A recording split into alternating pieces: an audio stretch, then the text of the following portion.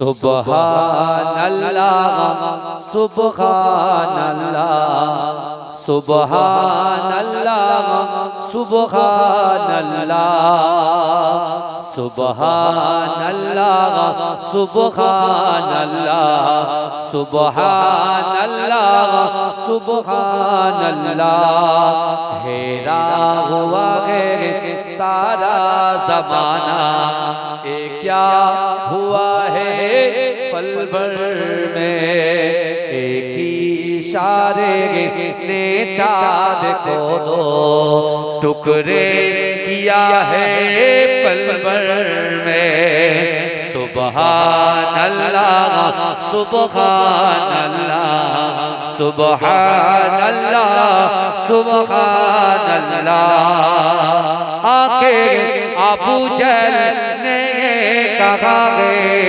बताओ मेरी मुट्ठी में क्या है हुक्म खुदा से यूं कंकरों ने कलमा पढ़ा है पल भर में सुबहान अल्लाह सुबहान अल्लाह सुबहान अल्लाह सुबहान अल्लाह आके अबू जहल ने कहा है बताओ मेरी मुट्ठी में क्या है हुक्म खुदा से यूं कंकरों ने कलमा पढ़ा है पल भर में सुबहान अल्लाह सुबहान अल्लाह सुबहान अल्लाह सुबहान अल्लाह मेराज की रात की क्या अज़ब है सबने रब की शाए अरब है क्या खूबसूरत मुलाकात हुई है क्या कुछ हुआ है पल भर में सुबहान अल्लाह सुबहान अल्लाह सुबहान अल्लाह सुबहान अल्लाह या नबी मोहम्मद या रसूल मोहम्मद तुमी मोर साफायात तुमी मोर साफायात तुमी मोर साफायात तुमी मोर साफायात पेले दीदार একটি বার তোমাকে খোদার কসম কলিজা খুন দিয়ে তখন ধোয়াব তোমার কদম ভয়েস করোনি দেখেনি ভাঙে ইশকে সকল দাগাত তুমি মোর সাফায়াত তুমি মোর সাফায়াত তুমি মোর সাফায়াত তুমি মোর সাফায়াত কোরআন দেখ 101 আল কোরআনে নবীর নাম দুটি কম আল্লাহর নাম 99 গিয়ে দাম কুসুম বিগিন্দা কোটি এর পাবে না কোনো সাগাত তুমি মোর সাফায়াত তুমি মোর সাফায়াত তুমি মোর সাফায়াত তুমি মোর সাফায়াত পেলে দিদার একটি বার তোমাকে খোদার কসম কলিজা খুন দিয়ে তখন ধোয়াব তোমার কদম ওয়াস করুনি দেখেনি ভাঙে ইশকে সকল দাগাত তুমি মোর সাফায়াত তুমি মোর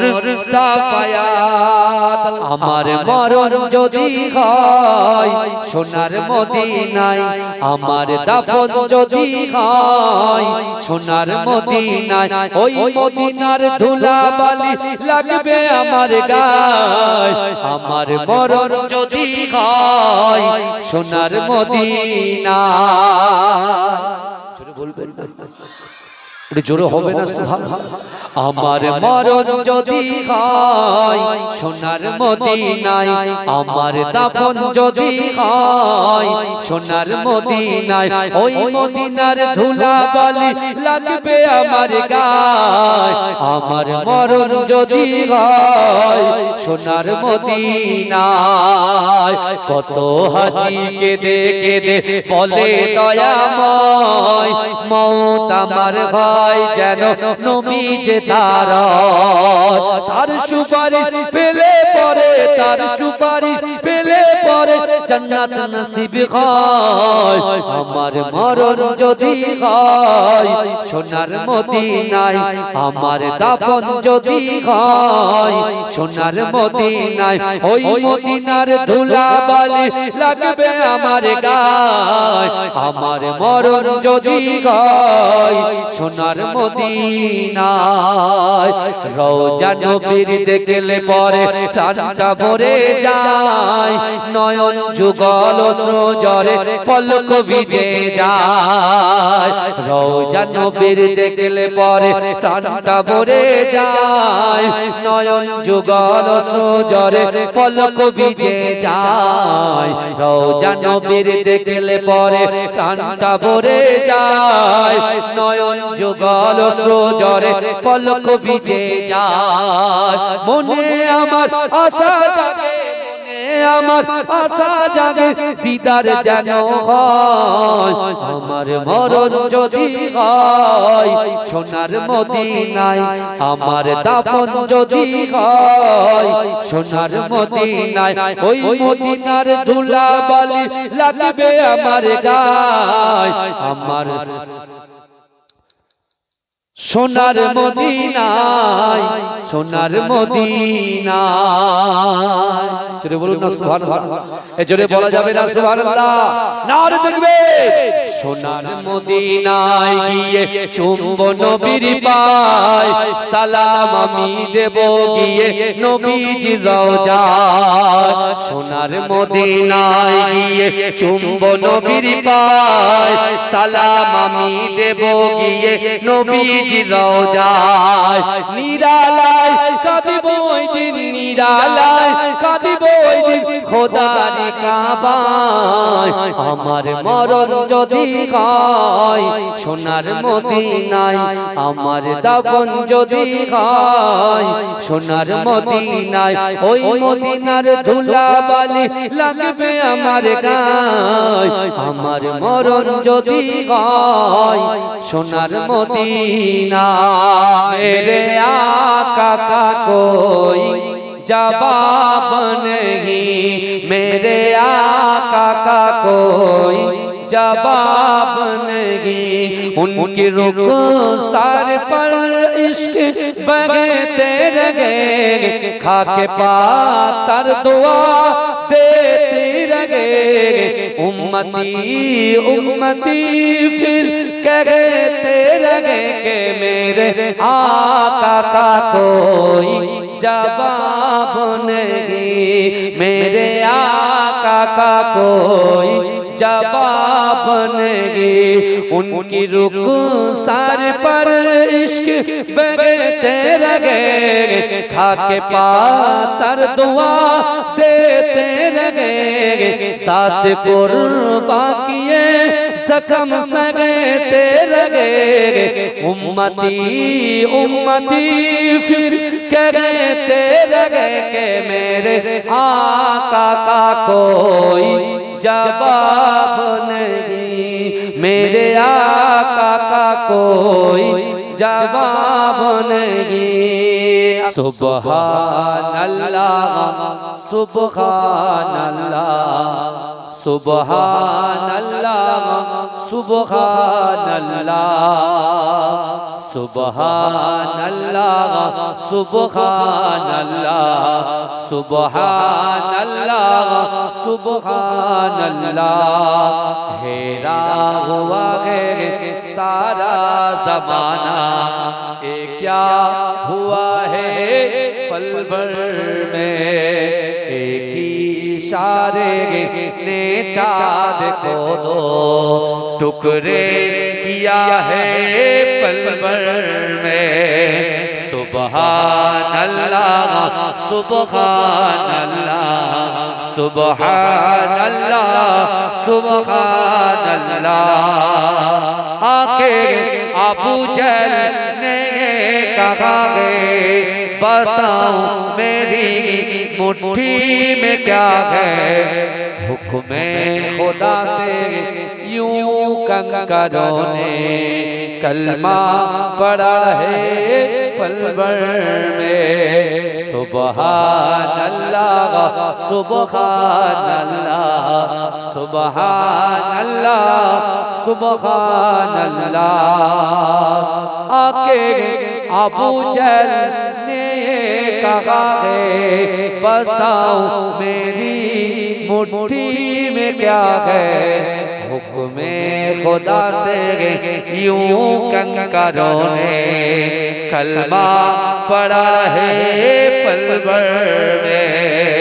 सुबहान अल्लाह सुबहान अल्लाह सुबहान अल्लाह सुबहान अल्लाह। मेराज की रात की क्या अजब है, सबने रब की शाए अरब है। क्या खूबसूरत मुलाकात हुई है, क्या कुछ हुआ है पल भर में।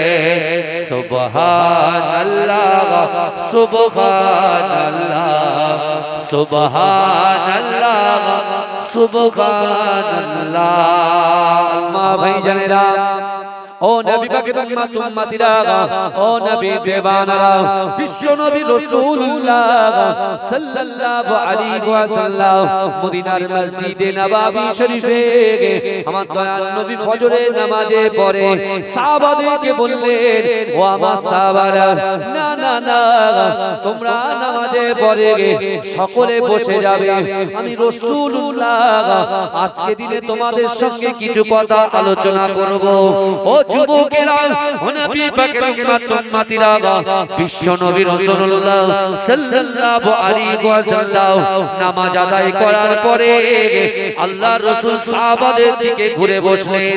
ও যুবকেরা, আল্লাহর রাসূল সাহাবাদের দিকে ঘুরে গিয়ে সাহাবাদেরকে প্রশ্ন করছে, ও আমার সাহাবারা, তোমরা বলো তো দেখি দুনিয়ার জমিনে তোমরা কি কোনো গুনাহ করো, তোমরা কি রাগ করো, তোমরা কি গুনাহ করো?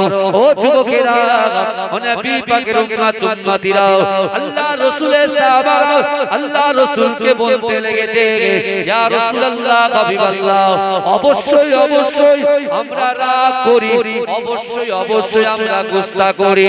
ও যুবকেরা, সাহাবারা আল্লাহর রাসূলকে আবার প্রশ্ন করলেন, ইয়া রাসূলুল্লাহ হাবিবাল্লাহ, ইয়া রাসূলুল্লাহ হাবিবাল্লাহ, আপনি কি গুনাহ করেন, আপনি কি রাগ করেন? আল্লাহর রাসূল বলছে, ও আমার সাহাবারা, অবশ্যই অবশ্যই আমি রাসূলুল্লাহ রাগ করে, আমি রাসূলুল্লাহ গুনাহ করে।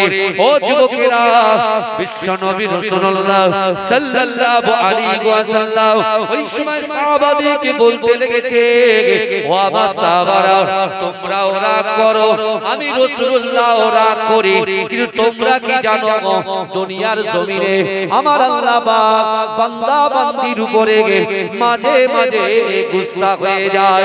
আমার আল্লাহ পাক রব্বুল আলামিন মাঝে মাঝে তার বান্দা বান্দির জন্য গুনাহ হয়ে যায়, তার বান্দি বান্দা বান্দির উপরে রাগ করে। আল্লাহ রাসূল বলছেন, কষ্ট ভালো করে শুনবেন বাবা, আল্লাহ রাসূল বলছে তুমি কি রাগ করো? সাহাবারা বলছে রাগ। আবার সাহাবারা রাসূলকে প্রশ্ন করেছে, ইয়া রাসূলুল্লাহ আপনি কি গুনাহ করেন? বলে হ্যাঁ হ্যাঁ। আল্লাহ রাসূল পাল্টা ভাবে বলছে যে সাহাবারা শোনো, আমিও গুনাহ করি, তোমরাও গুনাহ করো। তোমরাও কি জানো আল্লাহ বান্দার বান্দির উপরে রাগান্বিত হয়ে যায়, বান্দা বান্দির উপরে রাগ করে, গুনাহ করে। এ যুবকেরা ভালো করে বোঝার চেষ্টা করো, আল্লাহ পাক রব্বুল আলামিন যখন বান্দা বান্দির উপরে রাগান্বিত হয়ে যায়, রেগে যায়, আল্লাহর রাসূল বলছে আমার সাহাবারা আল্লাহ তো রাগ করে। এই রাগের কথা শুনে সাহাবারা থরথর করে কাঁপতে শুরু করেছে। আমাদের দিল পাথর হয়ে গেছে, বুঝতে পেরেছেন? আমাদের দিলটা পাথর হয়ে গেছে। আমার যুবক ভাইরা আল্লাহ ওদেরকে কবুল করুক। আমি সব সময় দোয়া করি আল্লাহ ওদেরকে হেদায়েত দিক। এখন রক্ত গরম তো বুঝতে পারছেন না, যে কটা বুড়ো হয়ে গেছে সে কটা আসবে, কারণ তারা থালা বুঝে গেছে যে এখন ক্ষমা ছাড়া কোনো উপায় নাই। আর এখন আমাদের রক্ত গরম, বুঝতে পেরেছেন? এখন সব ভালো লাগবে না, এখন শুধু মিনি মার্কেট টানতে চল, মিনি মার্কেটে যাব, হ্যাঁ একটু পাপড় খাবো, ঠিক আছে, এখন পিছনে ঘুরবো, পিছনে ঘুরবে, এই সব চল, এটা ভালো লাগবে। কিন্তু এই সব বাবাজিদের যারা বসে আছে এনাদের সব ভালো লাগবে না। এরা একটু চেষ্টা করবে যে আল্লাহ মৃত্যুর আগে আমার ক্ষমাটা হয়, মৃত্যুর আগে ক্ষমা হয়ে যায়। কি শুনছেন? কিন্তু আল্লাহ রাসূল সাল্লাল্লাহু আলাইহি ওয়াসাল্লাম যখন বললেন যে আল্লাহ গুসা করে, এই কথা যেই শুনেছেন, একটা জ্যান্ত মুরগিকে কেটে দিলে যেমন মুরগি ছটফট করে, সাহাবারা রাসূলুল্লাহর সামনে ছটফট করতে শুরু করে। আমার ভাইজানেরা, হে নবী পাকের উম্মতিরা, হে নবী দেওয়ানারা, বিশ্ব নবী রাসূলুল্লাহ সাল্লাল্লাহু আলাইহি ওয়াসাল্লামের মুহাব্বতের সাহাবারা আল্লাহ রাসূলের সামনে ঝরঝর করে কাঁদতে লেগেছে। ও যুবকেরা, আমার দয়ার নবী সোনার নবী সাহাবাদেরকে বলতে লেগেছে, ও আমার সাহাবারা, আমি তো আল্লাহর রাগের কথা বললাম, কিন্তু না না না, আমি রাসূলুল্লাহ তোমাদেরকে জানিয়ে দিলাম, আল্লাহ যখন বান্দার উপরে গুসা হয়ে যায়, আল্লাহ যখন বান্দির উপরে রাগান্বিত হয়ে যায়, আল্লাহ যখন বান্দা বান্দির উপরে রাগান্বিত হয়ে যায়, আসমান থেকে দুনিয়ার জমিনে চারটি আযাব অবতীর্ণ করে। ও যুবকেরা, ও নবী পাকের উম্মতিরা, আল্লাহ রাসূল সাল্লাল্লাহু আলাইহি ওয়াসাল্লাম ওই সময় সাহাবাদেরকে বললেন, ও আমার সাহাবারা, যে চারটি আযাব দুনিয়ার জমিনে আল্লাহ পাঠিয়ে দেয়, ওই চারটি আযাব হলো আল্লাহ পাক আসমান থেকে পাথর বর্ষণ করেন, দ্বিতীয় নম্বর আল্লাহ পাক আসমান থেকে আগুন বর্ষণ করেন, তৃতীয় নম্বর আল্লাহ পাক জলকম্প করে দেয়, সুনামি করে দেয়, না না না, চতুর্থ নম্বর হলো আল্লাহ জমিনটাকে একটু দুলিয়ে দেয়, আল্লাহ পাক ভূমিকম্প করে দেয়।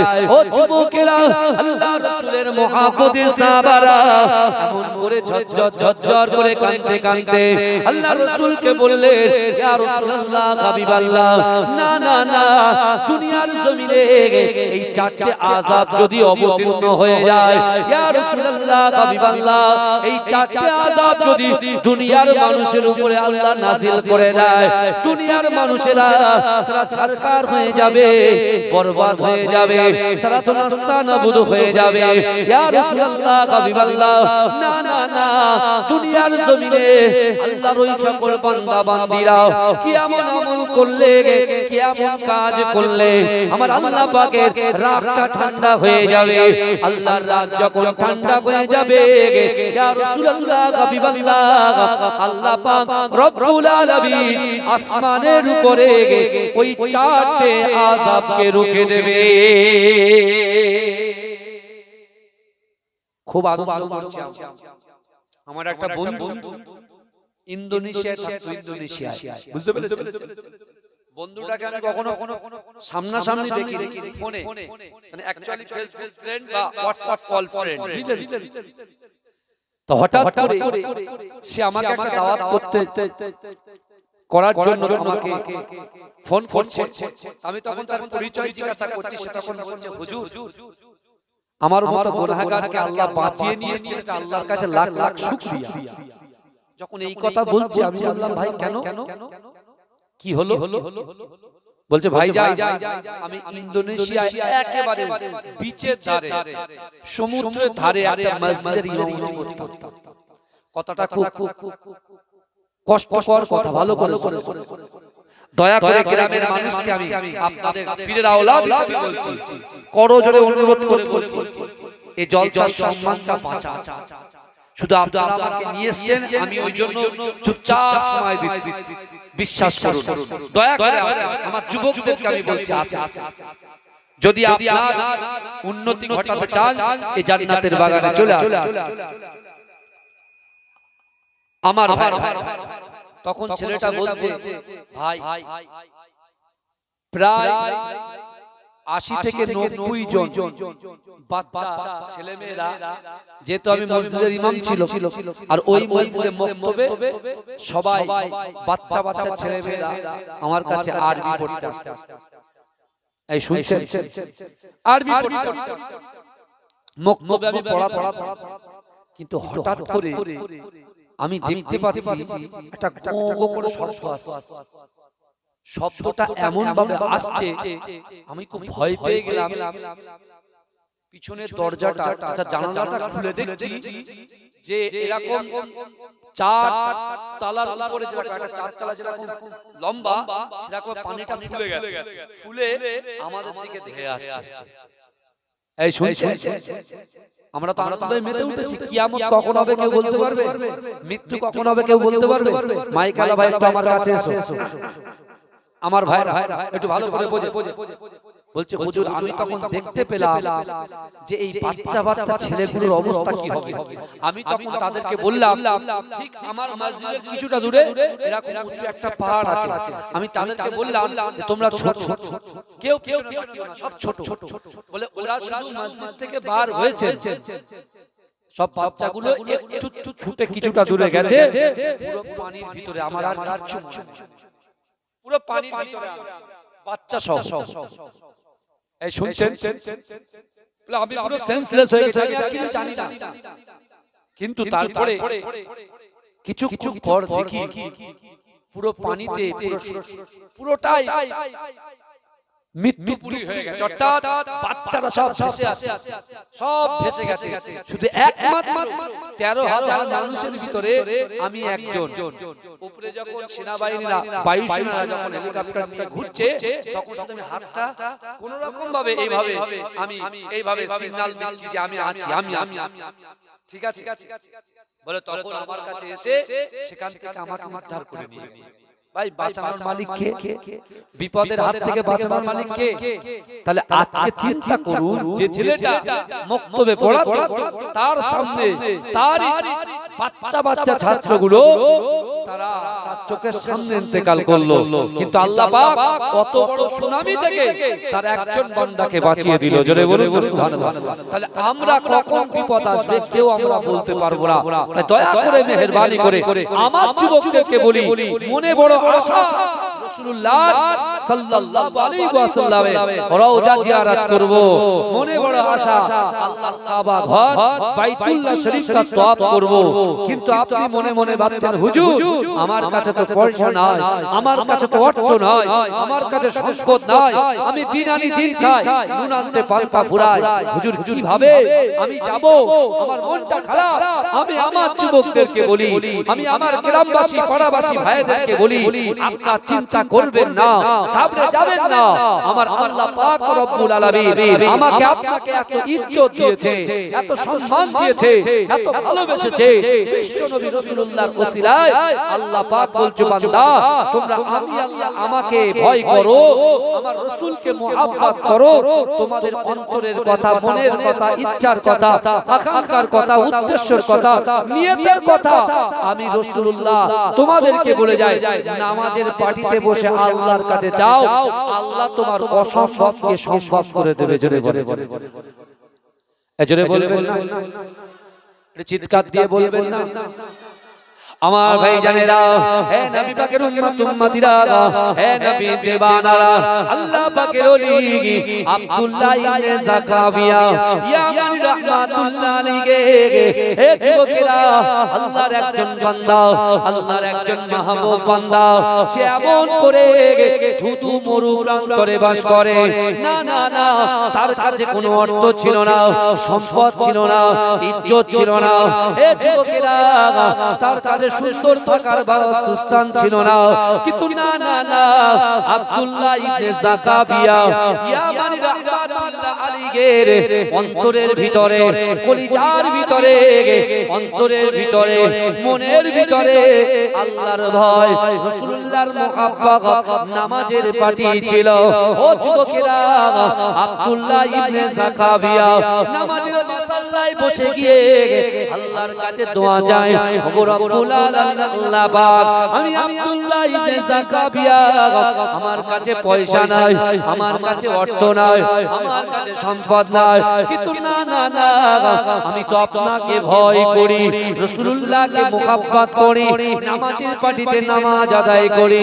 ও রব্বুল আলামিন, আল্লাহ পাক, আমি কি কাবা বাইতুল্লাহ শরীফটা তওয়াফ করতে পারবো না?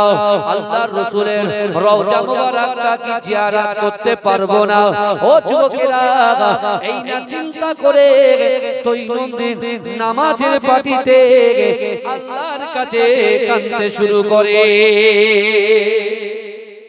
জোরে বলবে, চিৎকার দিয়ে বলুন না সুবহানাল্লাহ, নারে তাকবীর।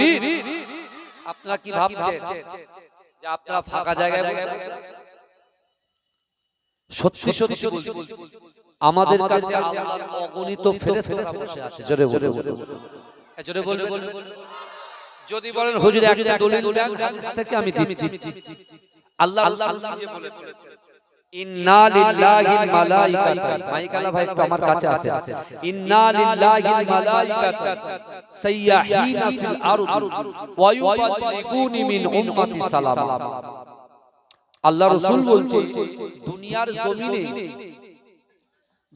জমিনে আল্লাহ পাকের ফেরেশতারা সাইয়াহিনা ফিল আরদ, এই জমিনের উপরে বিচারণ করে। এই জমিনের উপরে আল্লাহর ফেরেশতারা বিচারণ করে। ওয়া ইউবাল্লিগুনি মিন উম্মতি সালাম। এই গ্রামের নাম কদমগাছি। কদমগাছির হাল তো এরকম খারাপ না, তো বিশাল হাই ফাই জায়গা, মিটিং দিলে তো বিশাল লোক, হ্যাঁ এরকম অবস্থা হচ্ছে কেন? যাই হোক, আপনারা যারা এসেছেন আলহামদুলিল্লাহ, আমি খুশি। আমি বাড়িতে লোক কুটুম আছে, তাদের খাওয়ার দাওয়ার ব্যবস্থা আছে, আমি জানি। আমার কমিটি ভাইরা বারবার বলছিল হুজুর শেষ দোয়াটা আপনি নেন, কিন্তু ভাইজান কি করব, আমি নিজে একজন প্রিয় লোক, বুঝলেন, আমার কাজ করতে হচ্ছে। এতক্ষণ ভিডিও অফিসে ছিলাম, কাজ করছিলাম বসে বসে, যাদের হিয়ারিং আছে আজকে হিয়ারিং পেপার দিয়ে দিয়েছে, কালকে সাবমিট করতে হবে, বুঝতে পেরেছেন?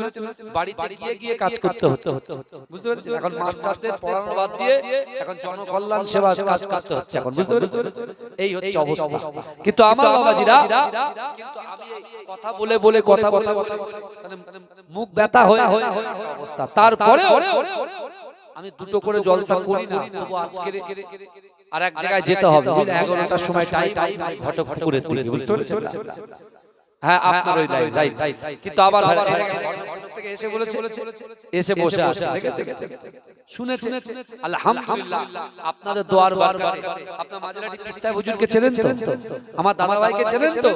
আমার দাদা ভাই আজ পর্যন্ত কোনো মানুষকে কষ্ট দেয়নি। হ্যাঁ, 2010 সালে ইন্তেকাল করেছে, তার জানাজা নামাজ 30 লক্ষ মানুষ জানাজা পড়েছে। জোরে বলবেন না? হ্যাঁ, আমার শিক্ষক, আমার ম্যাথের টিচার আপনাদের এখানেই থাকে, এই পিছনে মাঠের পিছন, বুঝতে পেরেছেন? আমি জানার কাছে পড়েছি। আরো অনেকে আছে আপনাদের এরিয়ায় থাকে, খুব হাই ফাই, বুঝতে পেরেছেন না? খুব হাই ফাই জায়গায় টিচাররা থাকে, আরো অনেক লোক বসবাস করে। কিন্তু আমার ভাইরা, আমি যে কথা আপনাদেরকে বলতে যাচ্ছি, আল্লাহ পাকের ফেরেশতারা সাইয়াহিনা ফিল আরদ, এই জমিনের উপরে বিচারণ করে। ওয়া ইউবাল্লিগুনি মিন উম্মতি সালামা, আল্লাহর রাসূলের মুহাব্বতের পাগলেরা, আল্লাহর রাসূলের উম্মতেরা, আমরা যারা দরুদ পড়ি, দরুদ শরীফটা আল্লাহ পাকের ফেরেশতারা ক্যাচ করে দিয়ে ধরে নিয়ে আমি রাসূলুল্লাহর মাজার মুবারক পর্যন্ত পৌঁছে দেয়। জোরে বলে, চিন্তা করেন, আমরা এখান থেকে আমার রাসূলুল্লাহর রওজা 4500 কিলোমিটার, তাহলে 4500 কিলোমিটার দূরে আল্লাহর রাসূলের কাছে কদমগাছি বসে থাকা আমরা গুনাহগার খাতাকার সিয়াকার, আমাদের দরুদটা আল্লাহ রাব্বুল আলামিনের হাবিবের কাছে ফেরেশতারা পৌঁছে দিচ্ছেন জোরে বলে। আর আমার বাড়ির যুবকগুলো সব মিনি মার্কেটে হাওয়া পাচ্ছে, বুঝতে পারছেন? এই তো অবস্থা। কিন্তু আমার ভাই জানেরা, হে নবী পাকের উম্মত উম্মতিরা, হে নবী দেওয়ানারা, একটু ভালো করে বোঝার চেষ্টা করে দুনিয়ার জমিনে আমি আপনি আমরা যারা বিচরণ করি, আমাদের অন্তরে ইচ্ছা আছে, আমাদের অন্তরে আশা আছে আল্লাহর ঘর কাবা বাইতুল্লাহ শরীফটা তওয়াফ করব। ও যুবকেরা, আমাদেরও ইচ্ছা আছে, আমাদেরও আকাঙ্ক্ষা আছে আমার রাসূলুল্লাহর রওজা মুবারকটা জিয়ারত করব। কিন্তু না না না, আমাদের কাছে অর্থ নাই, আমাদের কাছে সম্পদ নাই। কিন্তু যুবকেরা, আল্লাহর কোরআন বলছে বান্দা, ইয়া আইয়ুহাল্লাযীনা আমানু তাকুল্লাহ ওয়া কুনু মা'আস সাদিকিন। আল্লাহর কোরআন বলছে বান্দা, ইয়া আইয়ুহাল্লাযীনা আমানু, হে আমার বিশ্বাসী ঈমানদার বান্দারা, ওয়াত্তাকুল্লাহ, আমি আল্লাহ আমাকে ভয় করো, ওয়া কুনু মা'আস সাদিকিন, সত্যবাদীদের সঙ্গে থাকো। ও যুবকেরা, ও নবী পাকের উম্মত উম্মতিরা, আল্লাহর কোরআন বলছে বান্দা, কুল ইন কুনতুম তুহিব্বুনাল্লাহ ফাত্তাবিউনি ইউহিব্বুকুমুল্লাহ। আল্লাহ বলছে হাবিব, আমার বান্দা বান্দীকে জানিয়ে দাও, আমি আল্লাহ আমাকে ইত্তিবা করতে চাই, আমাকে মুহাব্বত করতে চাই। আমাকে মুহাব্বত করার আগে, ভালোবাসার আগে হাবিব আপনাকে যেন মুহাব্বত করে, আপনাকে যেন ভালোবাসে। ও যুবকেরা, নবী পাকের প্রেমিকেরা, না না না, আল্লাহ পাক কোরআন পাকের ভিতরে বান্দাকে জানিয়ে দিয়েছে বান্দা, আকিমুস সালাত, আকিমুস সালাত, আকিমুস সালাত, নামাজ নামাজ নামাজ। আল্লাহর রাসূলকে সাহাবারা বুঝিয়ে দেয়, ইয়া রাসূলুল্লাহ, হাবিবাল্লাহ, না না না, আল্লাহর ভয়, রাসূলুল্লাহর মুহাব্বত আর নামাজের পাটিতে তোমার অন্তরের কথা, মনের কথা, ইচ্ছার কথা, আকাঙ্ক্ষার কথা আল্লাহর সঙ্গে যদি শেয়ার করতে পারো, অবশ্যই অবশ্যই আমার আল্লাহ পাক তোমার অসম্ভবগুলোকে সম্ভব করে দেবে। জোরে বলুন, চিৎকার দিয়ে বলুন না সুবহানাল্লাহ, নারে তাকবীর। ইয়া নবী মুহাম্মদ, ইয়া রাসূল মুহাম্মদ, তুমি মোর সাফায়াত, তুমি মোর সাফায়াত, তুমি মোর সাফায়াত, তুমি মোর সাফায়াত। পেলে দিদার একটিবার তোমাকে খোদার কসম, কলিজা খুন দিয়ে তখন ধোয়াবো তোমার কদম। ভয়েস করোনি দেখেনি ভাঙে ইশকে সকল দাগাত, তুমি মোর সাফায়াত, তুমি মোর সাফায়াত, তুমি মোর সাফায়াত, তুমি মোর সাফায়াত। কোরআন দেখ 101, আল কোরআনে নবীর নাম, দুটি কম আল্লাহর নাম, 99 গিয়ে দাম, কুসুম বিগিন কোটি, এর পাবে না কোনো সাগাত। তুমি মোর সাফায়াত, তুমি মোর সাফায়াত, তুমি মোর সাফায়াত, তুমি মোর সাফায়াত। পেলে দিদার একটিবার তোমাকে খোদার কসম, কলিজা খুন দিয়ে তখন ধোয়াবো তোমার কদম। ভয়েস করোনি দেখেনি ভাঙে ইশকে সকল দাগাত, তুমি মোর সাফায়াত, তুমি মোর সাফায়াত। আল্লাহুম্মা মুহাব্বত করে, জোরে জোরে পড়ে, মুহাব্বত করে, জোরে জোরে পড়ে।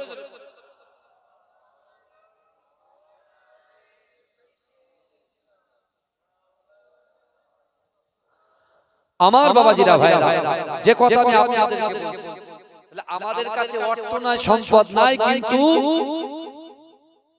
আব্দুল্লাহ ইবনে যাকারিয়া ইয়ামানি রাহমাতুল্লাহ আলাইহি আল্লাহর একজন, আল্লাহর রাসূলের একজন আশিক, আল্লাহর রাসূলের একজন মুহাব্বতের পাগল। তিনি আল্লাহর এই কোরআনটাকে সামনে রেখে তিনি বলছেন, আমার অর্থ নাই, সম্পদ নাই, ইজ্জত নাই, মাথার উপরে ছাদ নাই, অর্থাৎ খেজুর গাছের একটা ছাউনির ভিতরে ধুধু মরু প্রান্তরের মাঝখানে পাহাড়ের পাশে তিনি থাকে, কিন্তু দৈনন্দিন নামাজের সময় নামাজ আদায় করে, কোরআন তেলাওয়াত করে, আল্লাহ আল্লাহ জিকিরে নিয়োজিত থাকে। জোরে বলুন, এই জোরে বলা যাবে না? কিন্তু আমার ভাইরা, বিশ্ব নবী রাসূল সাল্লাল্লাহু আলাইহি ওয়াসাল্লামের মুহাব্বতের পাগল আব্দুল্লাহ ইবনে যাকাবিয়া ইয়ামানি রাহমাতুল্লাহ আলাইহি আল্লাহর দরবারে দোয়া চাইছেন, আল্লাহ আমি টাকা নেই বলে, অর্থ নাই, সম্পদ নাই বলে আমি কি কাবা শরীফে তওয়াফ করতে পারবো না? আমি কি মদিনা শরীফে আল্লাহর রাসূলের রওজা জিয়ারত করতে পারবো না? আমরা তো সচরাচর বলি যার টাকা আছে সে হজে যাচ্ছে, যার টাকা নেই আমি কি করে যাব? এসব ভুল ধারণা। এসব ধারণা কাটে, ডিলিট করেন অন্তর থেকে, ডিলিট করে। আপনার কাছে টাকা নেই তো কি হয়েছে? আপনার নিয়ত মজবুত নাই বলে আপনি যেতে পারছেন না। আল্লাহ রুজি দেনেওয়ালার মালিক। সাধারণত একটা কথা বলি, মাঝরাতি পিসায় হুজুরের ছোট ছেলে, বুঝলে, পীরজাদা আখতার আলী বকতিয়ারি সাহেব, তিনি মদিনা কাবা শরীফে যাওয়ার নিয়ত করেছিলেন। তিনি বলছেন যে আমি প্রথম আমার আব্বুর কাছে এসেছি যখন আমার দাদা ভাইয়ের অলরেডি বয়স 100 বছর হয়ে গেছে। নিজের ছেলে এসেছে বলে পাশে বসতে না বসতে পকেট থেকে এক বান্ডিল টাকা দিয়েছি। জোরে বলুন না, টাকাটা যারা আল্লাহ ওয়ালা হয়ে যায়, আল্লাহ বলছেন মান কানা লিল্লাহ কানা আল্লাহু লাহু, যে ব্যক্তি আমার হয়ে যায় আমি আল্লাহ তার হয়ে যাই। এজন্য বলবেন না? আল্লাহ আবার বলছে কোরআনে, আহাসিবান নাসু আইয়াতরাকু আইয়াকুলু আমান্না ওহুম লা ইফতানুন। আল্লাহ বলছে ও বান্দা, তোমরা যারা ঈমান এনেছো তোমরা কি মনে করো আমি আল্লাহ তোমাদেরকে ছেড়ে দেব? ওহুম লা ইফতানুন, আমি আল্লাহ কি তোমাদের পরীক্ষা করব না? আছে কদমগাছি যুবকদেরকে পরীক্ষা হচ্ছে কি হচ্ছে না? সারা জীবন মিনি মার্কেটে ঘুরতে পারে, এর মেলা সেই মেলা অমুক মেলা তমুক মেলা পোষের মেলা সব জায়গায় ঘুরতে পারবে। আজকে যে জলসা বছরে একটা দিন হচ্ছে 365 দিনে এক বছর, এক বছর পরে একটা দিন 2 ঘন্টা বসার টাইম নেই। যে আল্লাহ তোমার যৌবন শক্তি দিয়েছে, হাতের শক্তি দিয়েছে, পায়ের শক্তি দিয়েছে, চোখের শক্তি দিয়েছে, শ্রবণ শক্তি দিয়েছে, নিঃশ্বাস নেওয়ার ক্ষমতা দিয়েছে, সেই আল্লাহর জন্য 2 ঘন্টা টাইম এতই কাটালা পড়ে গেল। আর আজকেই মিনি মার্কেটে ঘুরতে হবে। কিন্তু আমি এই কথাটা কেন বলছি? আমি এই কথাটা কেন বলছি যে আমার টাকা নেই, অর্থ নেই, আমি যেতে পারবো না, বড় লোক ধনী লোক তারা যাবে? এটা ভুল ধারণা। এই ধারণাটাকে সাইড করতে হবে। কথাটা ভালো করে শুনবেন। আল্লাহর রাসূল আসে আব্দুল্লাহ ইবনে যাকাবিয়া ইয়ামানি রাহমাতুল্লাহ আলাইহি ইয়ামান দেশে বসে, সে বলছে নামাজের পার্টিতে কাঁদছেন, আমি তুমি মিনি মার্কেটে কাঁদছেন। ইবলিস শয়তান আমাদেরকে নিয়ে নাকে দড়ি দিয়ে ঘোরা, আর আমরা ঘুরছি। যদি বলেন কেন?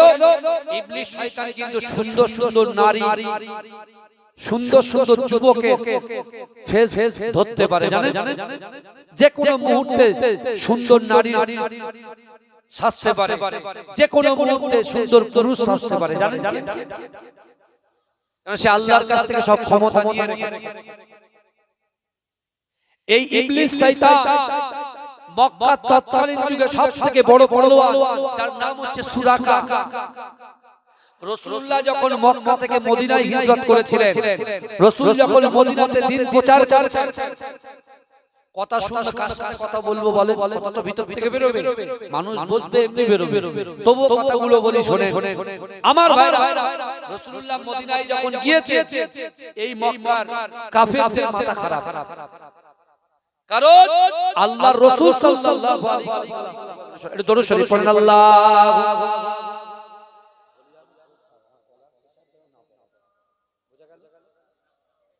সব ঠিক আছে, টনটা বাটা অসুবিধা নেই, দাও না। আমার বাবাজিরা ভালো ভালো এখন কথা হচ্ছে তৎকালীন মক্কার জমিনে বড় পালোয়ান কাফেরের নাম কি? সুরাকা। কি নাম? সুরাকা। আবু জেহেল, আবু লাহাব, উতবা, মুগিরা, খালিদ, আবু সুফিয়ান তৎসহ আবু জেহেলের ছেলে ইকরামা, এদের সামনে সুরাকার ভেষ ধরে ইবলিস শয়তান বলছে, চলো বদরের যুদ্ধে চলো। আরে আমি সুরাকা আছি তো, মদিনা থেকে যে কটা রাসূলুল্লাহ সাহাবারা আসবে সব কটাকে আমি দেখে নেব, তোমরা চাপ দিও না। সুরাকা পালোয়ান, সবাই বলে তাহলে সুরাকা যেখানে সামনে যাচ্ছে তাহলে চলো বদরের যুদ্ধ করে আসি। একদম গ্রুপ ধরে আছে। এখন বদর প্রান্তরে চলে গেছে, রাসূলুল্লাহর কাছে খবর গেছে, গুম গুম করে কি আওয়াজ চলে, ওটা কাটো। আমার বাবাজিরা ভালো করে শুনে। এখন রাসূলুল্লাহর কাছে খবর গেছে, আল্লাহর রাসূল শুনছে ওরা কতজন আসছে, বলে হুজুর 10, ওরা আসছে 1000-এর অধিক, কাফেররা আসছে 1000-এর অধিক। আল্লাহর রাসূল চিন্তা করছেন যে 1000, আমি মক্কায় 13 বছর দিন প্রচার করলাম, 13 বছর দিন প্রচার করে মাত্র 313 জন হলো। আজকে চিল্লে চিল্লে বলে বলে 2-4 জন লোক একটু এসে বলছে আলহামদুলিল্লাহ আল্লাহ কবুল করুন। বুঝতে পারছেন না? রাসূল বলছে মাত্র 313 জন, আর এদের 1000-এর অধিক, মশার মতো টিপে শেষ করে। কিন্তু রাসূলুল্লাহর কাছে ছিল কি বলেন তো? আল্লাহর ভয়। জোরে জোরে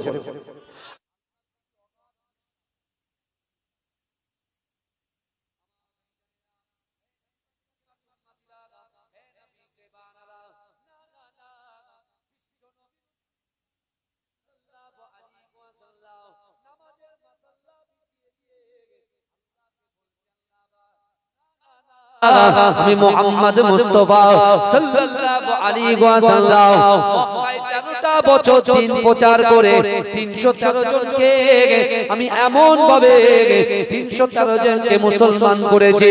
ওগো রব্বুল আলামিন আল্লাহ পাক বদর প্রান্তরে যদি ওই 1000-এর কাছে 313 জন হেরে যায়, আই রব্বি আল্লাহ, তাহলে আমার ইসলামটা নিঃশেষ হয়ে যাবে, শেষ হয়ে যাবে।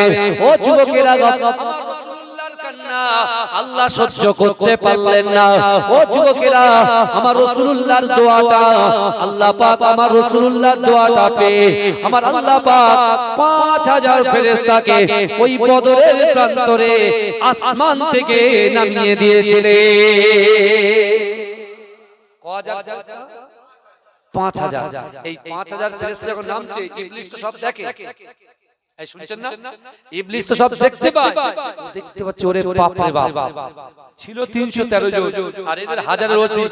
আর এই ফেরেশতা যদি এক একটা শুধু ডানা মারে, কোথায় ছিটকে পালাবো? তখন ইবলিস শয়তান আউট, কেটে পড়েছে। এই কই কই সুরাকা, কই সুরাকা, কই বলে দেখ তোরা সব বাড়ি চলে যা, পারবি না, শেষ হয়ে যাবে। আবু জেহেল আত্ম অহংকার। আল্লাহ সবাইকে ভালোবাসে, অহংকারীকে ভালোবাসে না। যারা দিমাগ দেখায়, অহংকার, রিয়া, তাকাব্বুরি, নিজেকে বড় মনে করে যারা, হ্যাঁ, তাদেরকে আল্লাহ পছন্দ করে না। এখন আবু জেহেল বলছে তোর এসে গেছিস কোথায় 313 জন। আবু জেহেলের তো সেই চোখ নেই, কিন্তু ইবলিসের আবার সেই চোখ আছে, দেখতে পাচ্ছে। ও হাওয়া হয়ে গেছে। যখন হয়ে গেছে এদিকে 313 জন আর ওইদিকে আবু জেহেলের দল 1000-এর অধিক।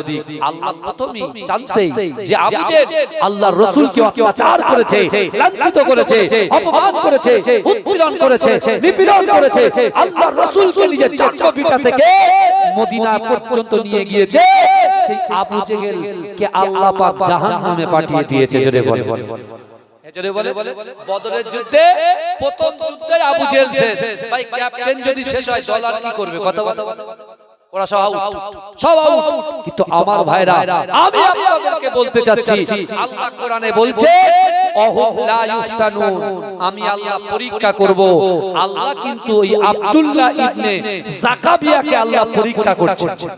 কি জরা জীর্ণ শীর্ণ বাড়ি, যখন বৃষ্টি হয় আব্দুল্লাহ ইবনে জাকাবিয়ার ঘরের ছাদ ভেদ করে, অর্থাৎ ওই খেজুরের যে ছায়া, সেই খেজুরের যে ছায়াকৃত যে জায়গা, সেই জায়গা ভেদ করে তার নিজে যে জায়গাটায় চাটা বিছিয়ে শোয়, সেই জায়গায় ডাইরেক্ট যখন পানি পড়ে তখন বলে আলহামদুলিল্লাহ। জোরে বলে কেন বলে যে আল্লাহ আপনার রহমতের বৃষ্টিটা আসতে বলে আমি কোরআনটা দাঁড়িয়ে দাঁড়িয়ে পড়ার তৌফিক আল্লাহ করে দিয়েছেন। জোরে বলে আমার ভাই জানেরা, হে নবী পাকের উম্মতিরা, হে নবী দেবানারা, আব্দুল্লাহ ইবনে যাকাবিয়া ইয়ামানি রাহমাতুল্লাহ আলাইহি নামাজের মাসাল্লায় কোরআন তেলাওয়াত করে আল্লাহকে বলে, আল্লাহ বা না না না, আমি আব্দুল্লাহ ইবনে যাকাবিয়াকে মক্কা মদিনায় কি যেতে পারবো না।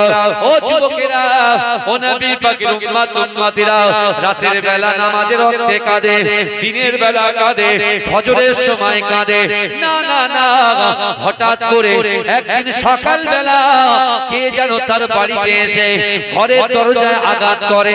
ও যুবকেরা, ঘরের দরজায় আঘাত করার পরে আব্দুল্লাহ ইবনে যাকাবিয়া ইয়ামানি রাহমাতুল্লাহ আলাইহি ঘরের দরজাটা যখন খুলে দেন, একজন আল্লাহর বান্দা এসে বলে, ও আব্দুল্লাহ ইবনে যাকাবিয়া, তুমি তৈরি হয়ে নাও, আগামী 2 দিন পরে আমাদের সাথে মক্কা শরীফটা তওয়াফ করতে যাবে। জোরে বলে। তার কাছে টাকা না, কিচ্ছু না, কিন্তু হঠাৎ করে একজন ব্যক্তি এসে বলছে, তুমি আমাদের সাথে, আমাদের একটা কাফেলা যাচ্ছে মক্কাতে, তুমি আমাদের সাথে যাবে। জোরে বলুন। আল্লাহ কবুল করেছেন না করেন? কিন্তু আল্লাহ আমাদের সবথেকে বড় সম্পদ দিয়েছে কি জানেন? ঈমান। কি দিয়েছে বলে? সবথেকে বড় সম্পদ কি দিয়েছে? ঈমান দিয়েছে। তো ঈমানটা মাজা কষা করবেন না। আপনি শার্ট পরেন, জিন্স পরেন, টপ পরেন, গাউন পরেন, বা আরো সব ড্রেস পরেন, আপনার একদিন, 2 দিন, 4 দিন, 5 দিন পর পর সেটাকে ধুয়ে দেন তো, ধুয়ে পরিষ্কার করেন তো, কথা বলো, পরিষ্কার করেন তো। তা আমাদের ঈমানটাও তো মাজা কষা করতে হবে। তার জন্য তো 5 ওয়াক্ত নামাজ আল্লাহ ফরজ করেছেন, কোরআন তেলাওয়াত করতে বলেছেন, পিতামাতাকে খিদমত করতে বলেছেন, স্বামীর হক, স্ত্রীর হক, সন্তানের হক, মায়ের হক, বাপের হক, পড়োশির হক পঙ্খানুপঙ্খভাবে আদায় করতে বলেছে। আর আজকে আমরা বহাল তবিয়াতে বলছি, जो भी होगा बाद में देखा जाएगा, বলে পিকচার আমি বাকি বলে, কি বলে বলেন। কিন্তু ভাই, যারা বাইরে আছেন, যারা ভিতরে আছেন, ইন দা বাউন্ডারি আর আউট অফ বাউন্ডারিতে যারা আছে, এই দুনিয়াতে আশা সিরিয়াল আছে, যাওয়ার কি কোনো সিরিয়াল আছে? আল্লাহর কোরআন বলছে, ইজা জা আজালুহুম লা ইস্তাখিরুনা সাআতাও ওয়া লা ইস্তাকদিমুন, মৃত্যু যখন আসবে 1 সেকেন্ড লেট করা হবে না, দেরি করা হবে না।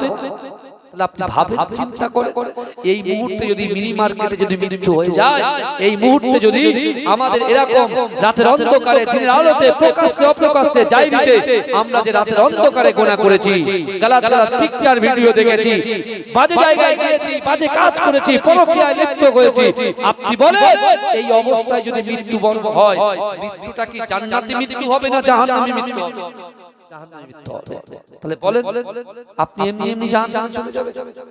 আপনি বলছেন, হুজুর আমার কাছে টাকা নাই, আমার খেটে খেতে হয়, তাই নামাজ পড়ি না। ওসব শোনা হবে না। আল্লাহ ফজর থেকে জোহর পর্যন্ত লং টাইম করেছেন। তার মানে কি?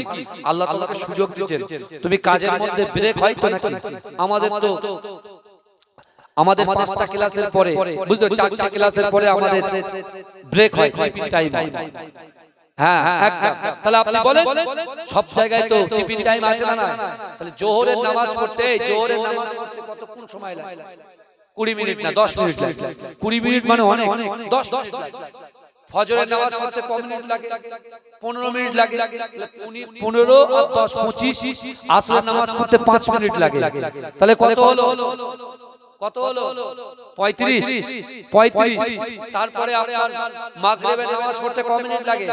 না 15 মিনিট না 5 মিনিট লাগে। সাথে সাথে আজান, সাথে সাথে ইকামত, তাই তো? তাহলে কত হলো? 40। আর এশার নামাজ পড়তে কত মিনিট বলেন? 15 মিনিট লাগে। ওটা ভারী নামাজ। প্রত্যেকটা নামাজের কিন্তু ভাগ আছে, প্রত্যেকটা নামাজের কিন্তু ফজিলত আছে। আমি ওটার দিকে যাব না আজকে, ভালো করে বলেন। প্রত্যেকটা নামাজ এক এক রকম ভাবে আল্লাহ দিয়েছেন, অন্য রকম। রাসূলকে গিফট দিয়ে আমরা যখন কোনো বিয়ে বাড়ি অনুষ্ঠানে যাই, আমরা সেই কন্যা পুত্র আর পাত্রীপক্ষের কাছে যখনই যাই, আমরা গিফট দিই, তাই না? তা আল্লাহ নামাজটা আমার রাসূলুল্লাহকে গিফট দিয়েছেন। কিন্তু এশার নামাজ কোনো নবীদের জন্য ছিল না। আপনার ফজরের নামাজ, আসরের নামাজ, জোহরের নামাজ, মাগরিবের নামাজ এক এক নবীর জন্য আল্লাহ পাক রাসূলুল্লাহকে দান করেছেন, এটা করেছেন। তো এশার নামাজটা আমার রাসূলুল্লাহর জন্য পার্সোনাল আল্লাহ গিফট করেছেন। এটা রাসূলুল্লাহ, যে যত বেশি এশার নামাজ পড়বে রাসূলুল্লাহর সাথে মহব্বত তার তত বেশি গাঢ় হবে। জোরে জোরে বলবেন না, জোরে বলবেন না সুবহানাল্লাহ, নারে তাকবীর। আমার বাবাজিরা ভালো করে বলে, আমি কি কথা বলছিলাম? হ্যাঁ, তাহলে হলো কত? 45 মিনিট। এশার নামাজ 15 মিনিট হলে 45, আর 15 মিনিট ধরেন 1 ঘন্টা। তা যে আল্লাহ তোমার ঘুম দিচ্ছে, ঘুম থেকে জাগ্রত করছে, সকালবেলা সারা দিন মাঠে চাষ করছেন, কোদাল কোপাচ্ছেন, শাবল দিয়ে মারছেন, হাত দিয়ে কাজ করছেন, এই হাতটাকে আপ এন্ড ডাউন করার ক্ষমতা কে দিচ্ছে? আল্লাহ দিচ্ছে। দুনিয়ার জমিনে আমরা মানুষের পিছন পিছন করি, মানুষের কাছে মাথা নত করি, মানুষের দিকে হা করে চেয়ে থাকি তখন আমাকে দেবে। যে আল্লাহ, যে আল্লাহ, এ যুবক তুমি এক্ষুনি যদি অসুস্থ হয়ে যাও, বনমালীপুর হসপিটালে তোমাকে নিয়ে যাওয়া হবে, সেবায়ের হসপিটালে নিয়ে যাওয়া হবে, আচ্ছা করে নিয়ে যাওয়া হবে, ধরে আপনাকে একটা 4 নং হসপিটালে নিয়ে যাওয়া হবে, বা আপনার অ্যাপোলো নার্সিংহোমে নিয়ে যাওয়া হবে। আপনাকে বলবে আগে 10,000 টাকা জমা করেন, তারপর অক্সিজেন দেওয়া হবে। 10,000 টাকা আগে জমা করেন অ্যাকাউন্টে, তারপরে রোগীর অক্সিজেন দেওয়া হবে। আর ফ্রিতে কত অক্সিজেন নিচ্ছে আল্লাহ একবারও কি বলেছে এটা নামাজ পড়িস না অক্সিজেন বন্ধ করে দেব? একবার ভাবেন, কথা বলেন, একবারও কি আল্লাহ আমাদেরকে বলেছে যে তোরা নামাজ পড়িস না খাওয়া বন্ধ করে দেব? এই বলেছে? একবারও কি আল্লাহ বলেছে তোমরা জেনা করেছো, চোখের জেনা করেছো, হাতের জেনা করেছো, নফসের জেনা করেছো, হ্যাঁ তোমাদের সামনে বন্ধ করে দেব বলেছে? বলেন তার কারণ কি বলেন তো? তার কারণটা কি? আল্লাহ একটা ওয়ে রেখেছেন পবিত্র আল কোরআন, সেই কোরআনে আল্লাহ বলছেন ইয়া আইয়ুহাল্লাযীনা আমানু তুবু ইলাল্লাহি তাওবাতান নাসুহা। আল্লাহ বলছেন ও আমার বিশ্বাসী ইমানদার বান্দারা, তুবু ইলাল্লাহি তাওবাতান নাসুহা, তোমরা যদি তওবার মতো তওবা করতে পারো, আমি আল্লাহ তোমাদের সগীরা কবিরা পিছনে সামনে পিছনে যত গুনাহ করেছো আমি আল্লাহ ক্ষমা করে দেব। জোরে বলে আল্লাহ ক্ষমা করবে বলে ডাইরেক্ট অ্যাকশন নিচ্ছে না, আর আমরা মুসলমান ডাইরেক্ট অ্যাকশন শুরু করি। Direct action. আমরা দুনিয়ার মানুষকে ক্ষমা করতে জানি। স্বামী স্ত্রীর মধ্যে অনেক আছে বিশ্বাস করেন, বড় বড় মাথায় টুপি দিয়ে ঘোরে, মুখে দাড়ি রেখে ঘোরে, খবর নিয়ে দেখবে তাদের স্ত্রী স্বামীর সঙ্গে 10 বছর 12 বছর ধরে কথা হয় না, আলাদা আলাদা জায়গায় শুয়ে থাকে। এই বুঝতে পারছেন? আমি এটা পরীক্ষা চাক্ষুষ দেখেছি। আবার পরে আল্লাহ তাদেরকে একটা জায়গায় করে দিয়েছেন, আলহামদুলিল্লাহ, আল্লাহ কবুল করবেন। আল্লাহ কিন্তু কেন? দুনিয়াতে আপনি যত মানুষকে ক্ষমা করবেন, যত নম্রতা, ভদ্রতা, হৃদ্রতা, নমনীয়তা আপনার অন্তরের ভিতরে থাকবে, আল্লাহ আসমানের উপরে আপনার গুনাহগুলোকে ক্ষমা করে দেবে। জোরে বলে, জোরে বলবেন। আপনি বলছেন হুজুর ও ধনী লোক তাই বারবার হতে যাচ্ছে, ও ধনী লোক বলে বেশি বেশি করে দান করছে। আপনি তো, আমি আপনাকে বলছি, আপনি সত্যিকারের আল্লাহকে ভয় করেন, রাসূলকে মহব্বত করেন, নামাজের পাটিটা সঠিক টাইমে ধরেন। দেখেন আল্লাহ আপনার ইজ্জতকে এবং আল্লাহর মনে আপনার মনের আশা আকাঙ্ক্ষাকে আল্লাহ পূরণ করে দেবে। বলুন ইনশাআল্লাহ। বলবেন না ইনশাআল্লাহ? এই কারা কারা রাসূলুল্লাহকে ভালোবাসেন একটু হাত তুলেন তো। তাকবীর দান, নারে তাকবীর। আরে জোরে তাকবীর দান, নারে তাকবীর। আমি জোরে হাত তুলি, জোরে সুবহানাল্লাহ হবে? হাত তুলে সুবহানাল্লাহ হবে তো বাবাজি? বলুন ইনশাআল্লাহ। ও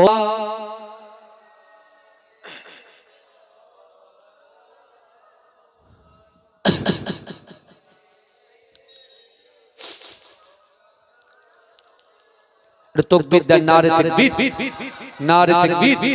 मसला के मुजाद्दिद जमान बोलुन जिंदाबाद। कदमगाछी ग्रामवासी बिंदु बोलुन जिंदाबाद। नारे तकबीर।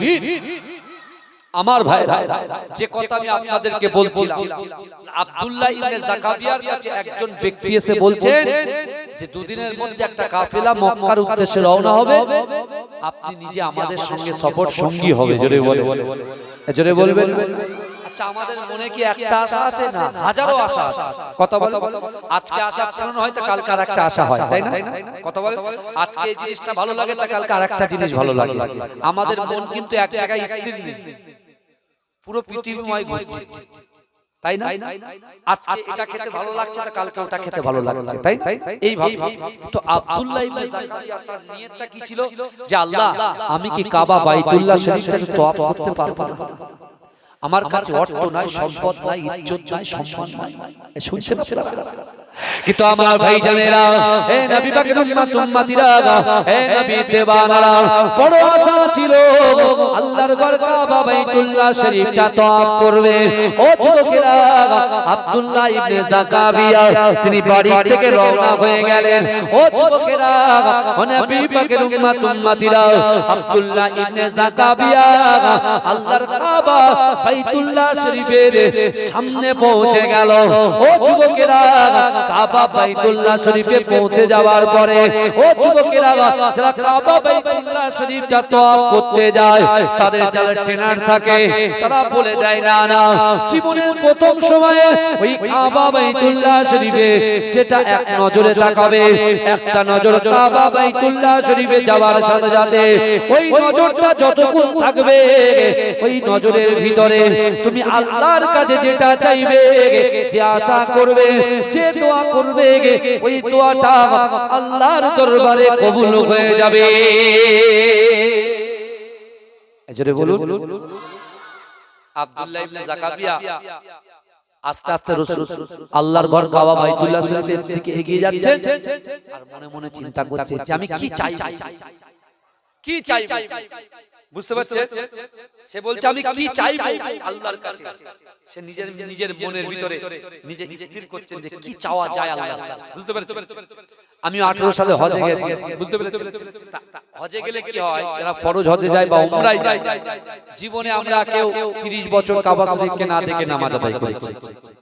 এখন আমরা করছি, অনেকে কাবা শরীফ দেখে দেখে নামাজ আদায় করি করি না, কথা বলে করি। তারপরে আমরা বিশেষ করে কেউ বা 40, 50, 60, 70 বছর কাবাকে না দেখে কাবাকে কিবলা বানিয়ে আমরা নামাজ আদায় করি, তাই না বাবাজি? একটু কথা বলে। কিন্তু আব্দুল্লাহ ইবনে জাকারিয়া জিন্দেগিতে তার অসম্ভব। কাবা শরীফে যেতে গেলে আমরা যখন গিয়েছি তখন মাত্র 1,63,000 টাকা। হ্যাঁ, ওই 1,63,000 2 লাখের মধ্যে কমপ্লিট হয়েছে। আর এখন আমি তো রাজ্যের একজন হজ কমিটির মেম্বার, জানেন তো? আমি আজকে প্রায় এটা নিয়ে 6 বছর হয়ে গেল। 26 সাল পর্যন্ত আমি আমার মিয়াদ আছে, রাইট, আমার 26 সালে আমি করব। আবার যদি চাই আমি হব, যাই হোক,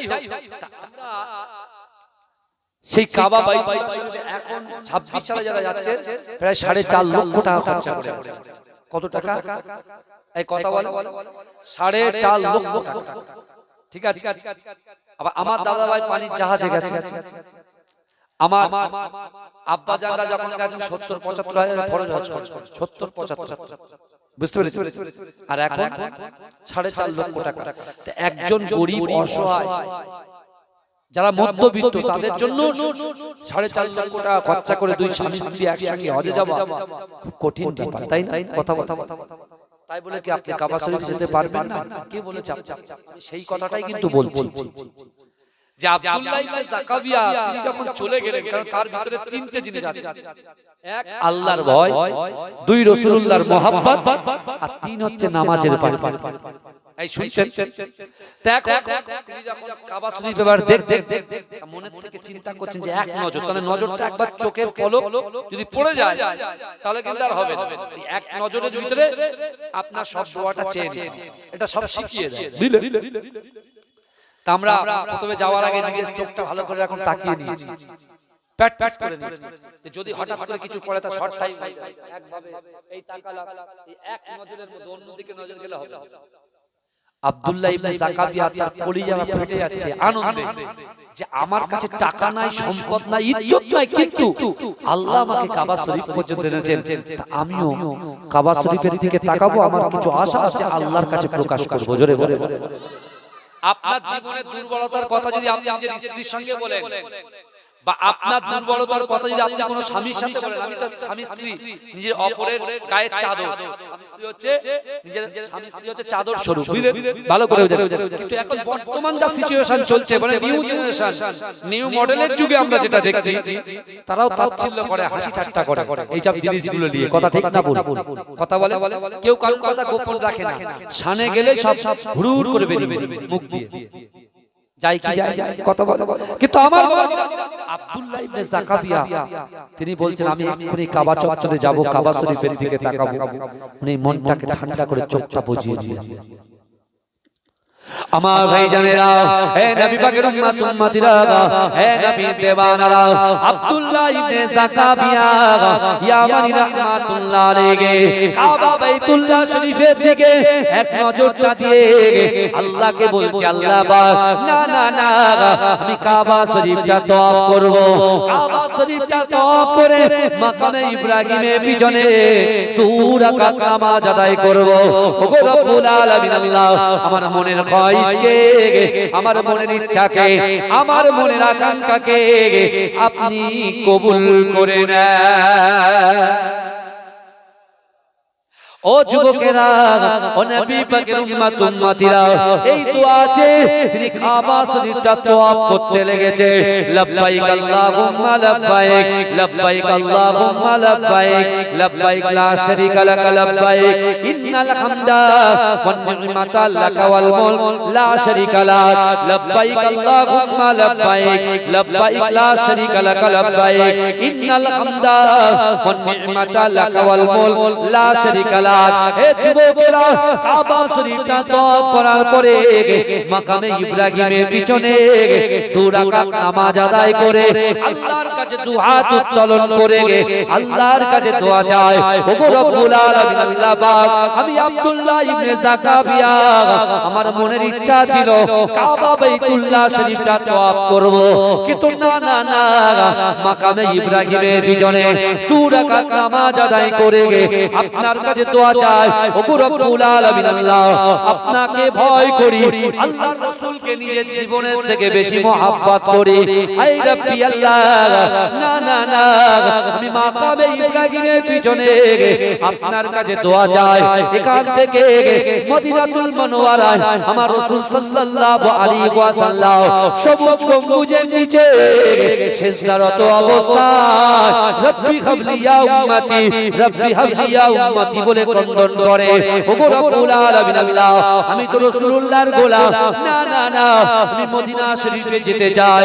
আর মদিনা শরীফে গিয়ে আল্লাহর রাসূলের রওজার সামনে দাঁড়িয়ে আমার রাসূলকে সালাম দেব।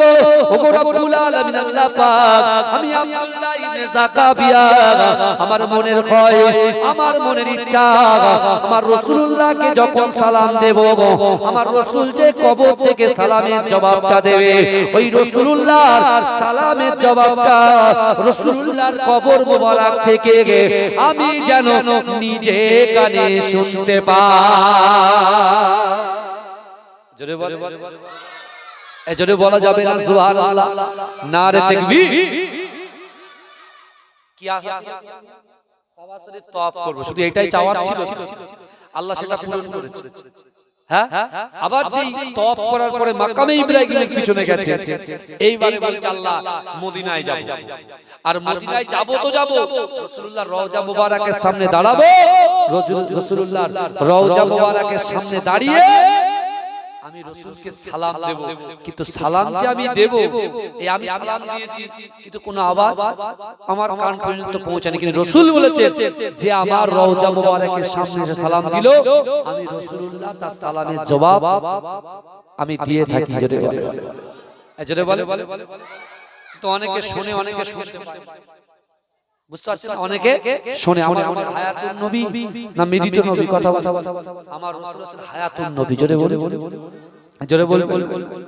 আপনাদের কলিজার ভিতরে যদি রাসূলুল্লাহর মহব্বত থাকে, এই বিশ্বাস করুন, আমি আপনাদেরকে বলছি এখান থেকে 4500 কিলোমিটার দূরে আমার রাসূলুল্লাহ আছেন, সেখান থেকে রূহানি হালাতে এই মাহফিলে হাজির হয়ে যেতে পারে।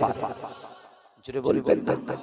আমার মরণ যদি হয় সোনার মদিনায়, আমার দাফন যদি হয় সোনার মদিনায়, ওই মদিনার ধুলাবালি লাগবে আমার গায়। আমার মরণ যদি হয় সোনার মদিনায়, জোরে বলবেন না, জোরে হবে না সুবহানাল্লাহ। আমার মরণ যদি হয় সোনার মদিনায়, আমার দাফন যদি হয় সোনার মদিনায়, ওই মদিনার ধুলাবালি লাগবে আমার গায়। আমার মরণ যদি হয় সোনার মদিনায়, কত হাজি কেঁদে কেঁদে বলে দয়াময়, মওত আমার হয় যেন নবী যে তার সুপারিশ পেলে পরে, তার সুপারিশ পেলে পরে জান্নাত নসিব হয়। আমার মরণ যদি হয় সোনার মদিনায়, আমার দাফন যদি হয় সোনার মদিনায়, ওই মদিনার ধুলাবালি লাগবে আমার গায়। আমার মরণ যদি হয় সোনার মদিনায়, রওজা নবীর দেখলে পরে প্রাণটা ভরে যায়, নয়ন যুগল অশ্রুজরে পলক ভিজে যায়। রওজা নবীর দেখলে পরে প্রাণটা ভরে যায়, নয়ন যুগল অশ্রুজরে পলক ভিজে যায়। রওজা নবীর দেখলে পরে প্রাণটা ভরে যায়, নয়ন যুগল অশ্রুজরে পলক ভিজে যায়। মনে আমার আশা জাগে, মনে আমার আশা জাগে, দিদার যেন হয়। আমার মরণ যদি হয় সোনার মদিনায়, আমার দাফন যদি হয় সোনার মদিনায়, ওই মদিনার ধুলাবালি লাগবে আমার গায়। আমার সোনার মদিনায়, সোনার মদিনায়, জোরে বলুন না সুবহানাল্লাহ। এ জোরে বলা যাবে না সুবহানাল্লাহ? নারে তাকবীর। সোনার মদিনায় গিয়ে চুম্ব নবীর পায়, সালাম আমি দেব গিয়ে নবীজির রওজায়।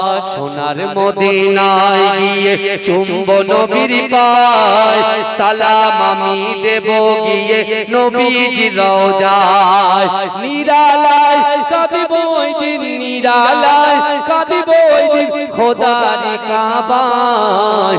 আমার মরণ যদি হয় সোনার মদিনায়, আমার দাফন যদি হয় সোনার মদিনায়, ওই মদিনার ধুলাবালি লাগবে আমার গায়। আমার মরণ যদি হয় সোনার মদিনায়। আল্লাহুম্মা মোহাব্বতে জোরে জোরে জোরে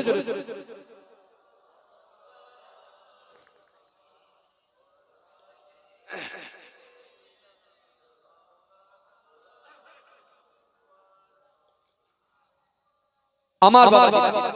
তাহলে আমাদের আকাঙ্ক্ষা কমে না বাড়ে? কথা বলে, আমাদের আকাঙ্ক্ষা কিন্তু বাড়ে, কমে না। আব্দুল্লাহ ইবনে যাকারিয়া আল্লাহর কাছে দোয়া করলেন, আল্লাহ তার মদিনায় যাওয়ার ব্যবস্থা করে দিলেন। জোরে বলুন, জোরে বলবেন না? আল্লাহ তাকে মদিনা শরীফে যাওয়া কি করে দিলেন? ব্যবস্থা করে দিলেন। ভাই ইসলাম মানে হচ্ছে শান্তি। ইসলাম মানে কি বলেন? শান্তি। আমার রাসূল আমাদেরকে শিক্ষা দিয়ে গেছেন দেশকে ভালোবাসা ঈমানের অঙ্গ। যতই এসআইআর করুক আর যাই করুক, আমাদের কাছে লিগ্যাল পেপারস থাকে, কাগজপত্রগুলো থাকে। কোন নেতা, কোন রাজার ক্ষমতা আছে যে আমাদের ভারতবর্ষ থেকে পার করবে? এই কথা বলে। কিন্তু আমাদের ঈমান শিক্ষা রাসূল নিজে দিয়েছেন, দেশকে ভালোবাসা ঈমানের অঙ্গ। অর্থাৎ ইসলাম ধর্ম জাতি ধর্ম বর্ণ নির্বিশেষে প্রত্যেকটা এই দুনিয়াতে যত ধর্ম আছে প্রত্যেক ধর্মকে ইসলাম ধর্ম সম্মান করে। জোরে বলে, এই জোরে বলবেন না? এটা মাথায় রাখবেন, বুঝতে পেরেছেন? ইসলাম মানে যে অনেক কিছু তা নয়। এই কদিন আগে সোশ্যাল মিডিয়ায় আপনি দেখেছেন জাভেদ খান নাকি নাম, এ বলো না, তুমি বলো। আরে আর্টিস্ট না কি আছে, তার সাথে একজন মুফতি সাহেবের বিশাল ভালো একটা আলোচনা হয়েছে, সওয়াল জবাব হয়েছে, বুঝতে পেরেছেন? তাতে করে নাস্তিক কেমন হয়, মুসলমান ঘরেও নাস্তিক আছে জানেন তো? সেখান থেকে আমরা কিছুটা অন্তত শিক্ষা নিতে পেরেছি, বুঝতে পেরেছেন? আল্লাহ বলছে বান্দা ওয়াসারিউ ইলা মাগফিরাতিন মির রাব্বিকুম ওয়া জান্নাতিন আরদুহাস সামাওয়াতু ওয়াল আরদ উইদ্দাত লিল মুত্তাকিন। আচ্ছা আপনারা বলুন তো জান্নাত কত? জান্নাতটা কত বড় আমরা তো কেউ জানি না। তাহলে জানতে গেলে কার কাছে বসতে হবে? কোরআনের কাছে বসতে হবে। আর আমরা কোরআনের থেকে বেশি বেশি আজকাল ফেসবুক, হোয়াটসঅ্যাপ, ইনস্টাগ্রাম থেকে শুরু করে ভিডিও কল থেকে শুরু করে এদিকে সময়টা আমরা বেশি দিচ্ছি। হ্যাঁ, মিনি মার্কেটে কি ভিড় বলেন তো ভাই? আপনি বলেন প্রচুর ভিড়, মাশাআল্লাহ। মানে কি হচ্ছে বলেন তো? হ্যাঁ, যদি জায়েজ থাকে লাঠি নিয়ে যাবা, তাড়িয়ে নিয়ে আসতাম, বুঝতে পেরেছেন? হ্যাঁ, কিন্তু আমার বাবাজি আল্লাহ কোরআনে বলছে তোমরা প্রতিযোগিতা করো, অতি দ্রুত অগ্রসর হও, প্রতিযোগিতা করো, আমি আল্লাহ আমার ক্ষমা। আমার যুবকরা আজকে প্রতিযোগিতা করছে কে কতটা বাদাম খেতে পারে, ফুচকা খেতে পারে, তাই না? তাহলে উল্টো চলছে। তা উল্টো যখনই চলবে, আল্লাহ রাসূল বলেছেন কটা আযাব দুনিয়া কথা চারটে। এই তো আমার যুবক ভাই আলহামদুলিল্লাহ শুনছে, একটা মানুষ শুনলেই যথেষ্ট, একজন সবার দরকার নাই, বুঝতে পেরেছেন? মাশাআল্লাহ। নতুন নতুন মুখগুলো দেখলে, চেনা পরিচিত মানুষগুলো দেখলে খুব ভালো লাগে, বুঝতে পেরেছেন? কিন্তু আমার ভাই ভালো করে বোঝার চেষ্টা করে। আব্দুল্লাহ ইবনে যাকাবিয়া তিনি মাকামে ইব্রাহিমের পিছনে নামাজ আদায় করে আল্লাহর কাছে হাত তুলে যে দোয়া চেয়েছেন, আল্লাহ সেটাকে কবুল করেছেন। জোরে বলবেন।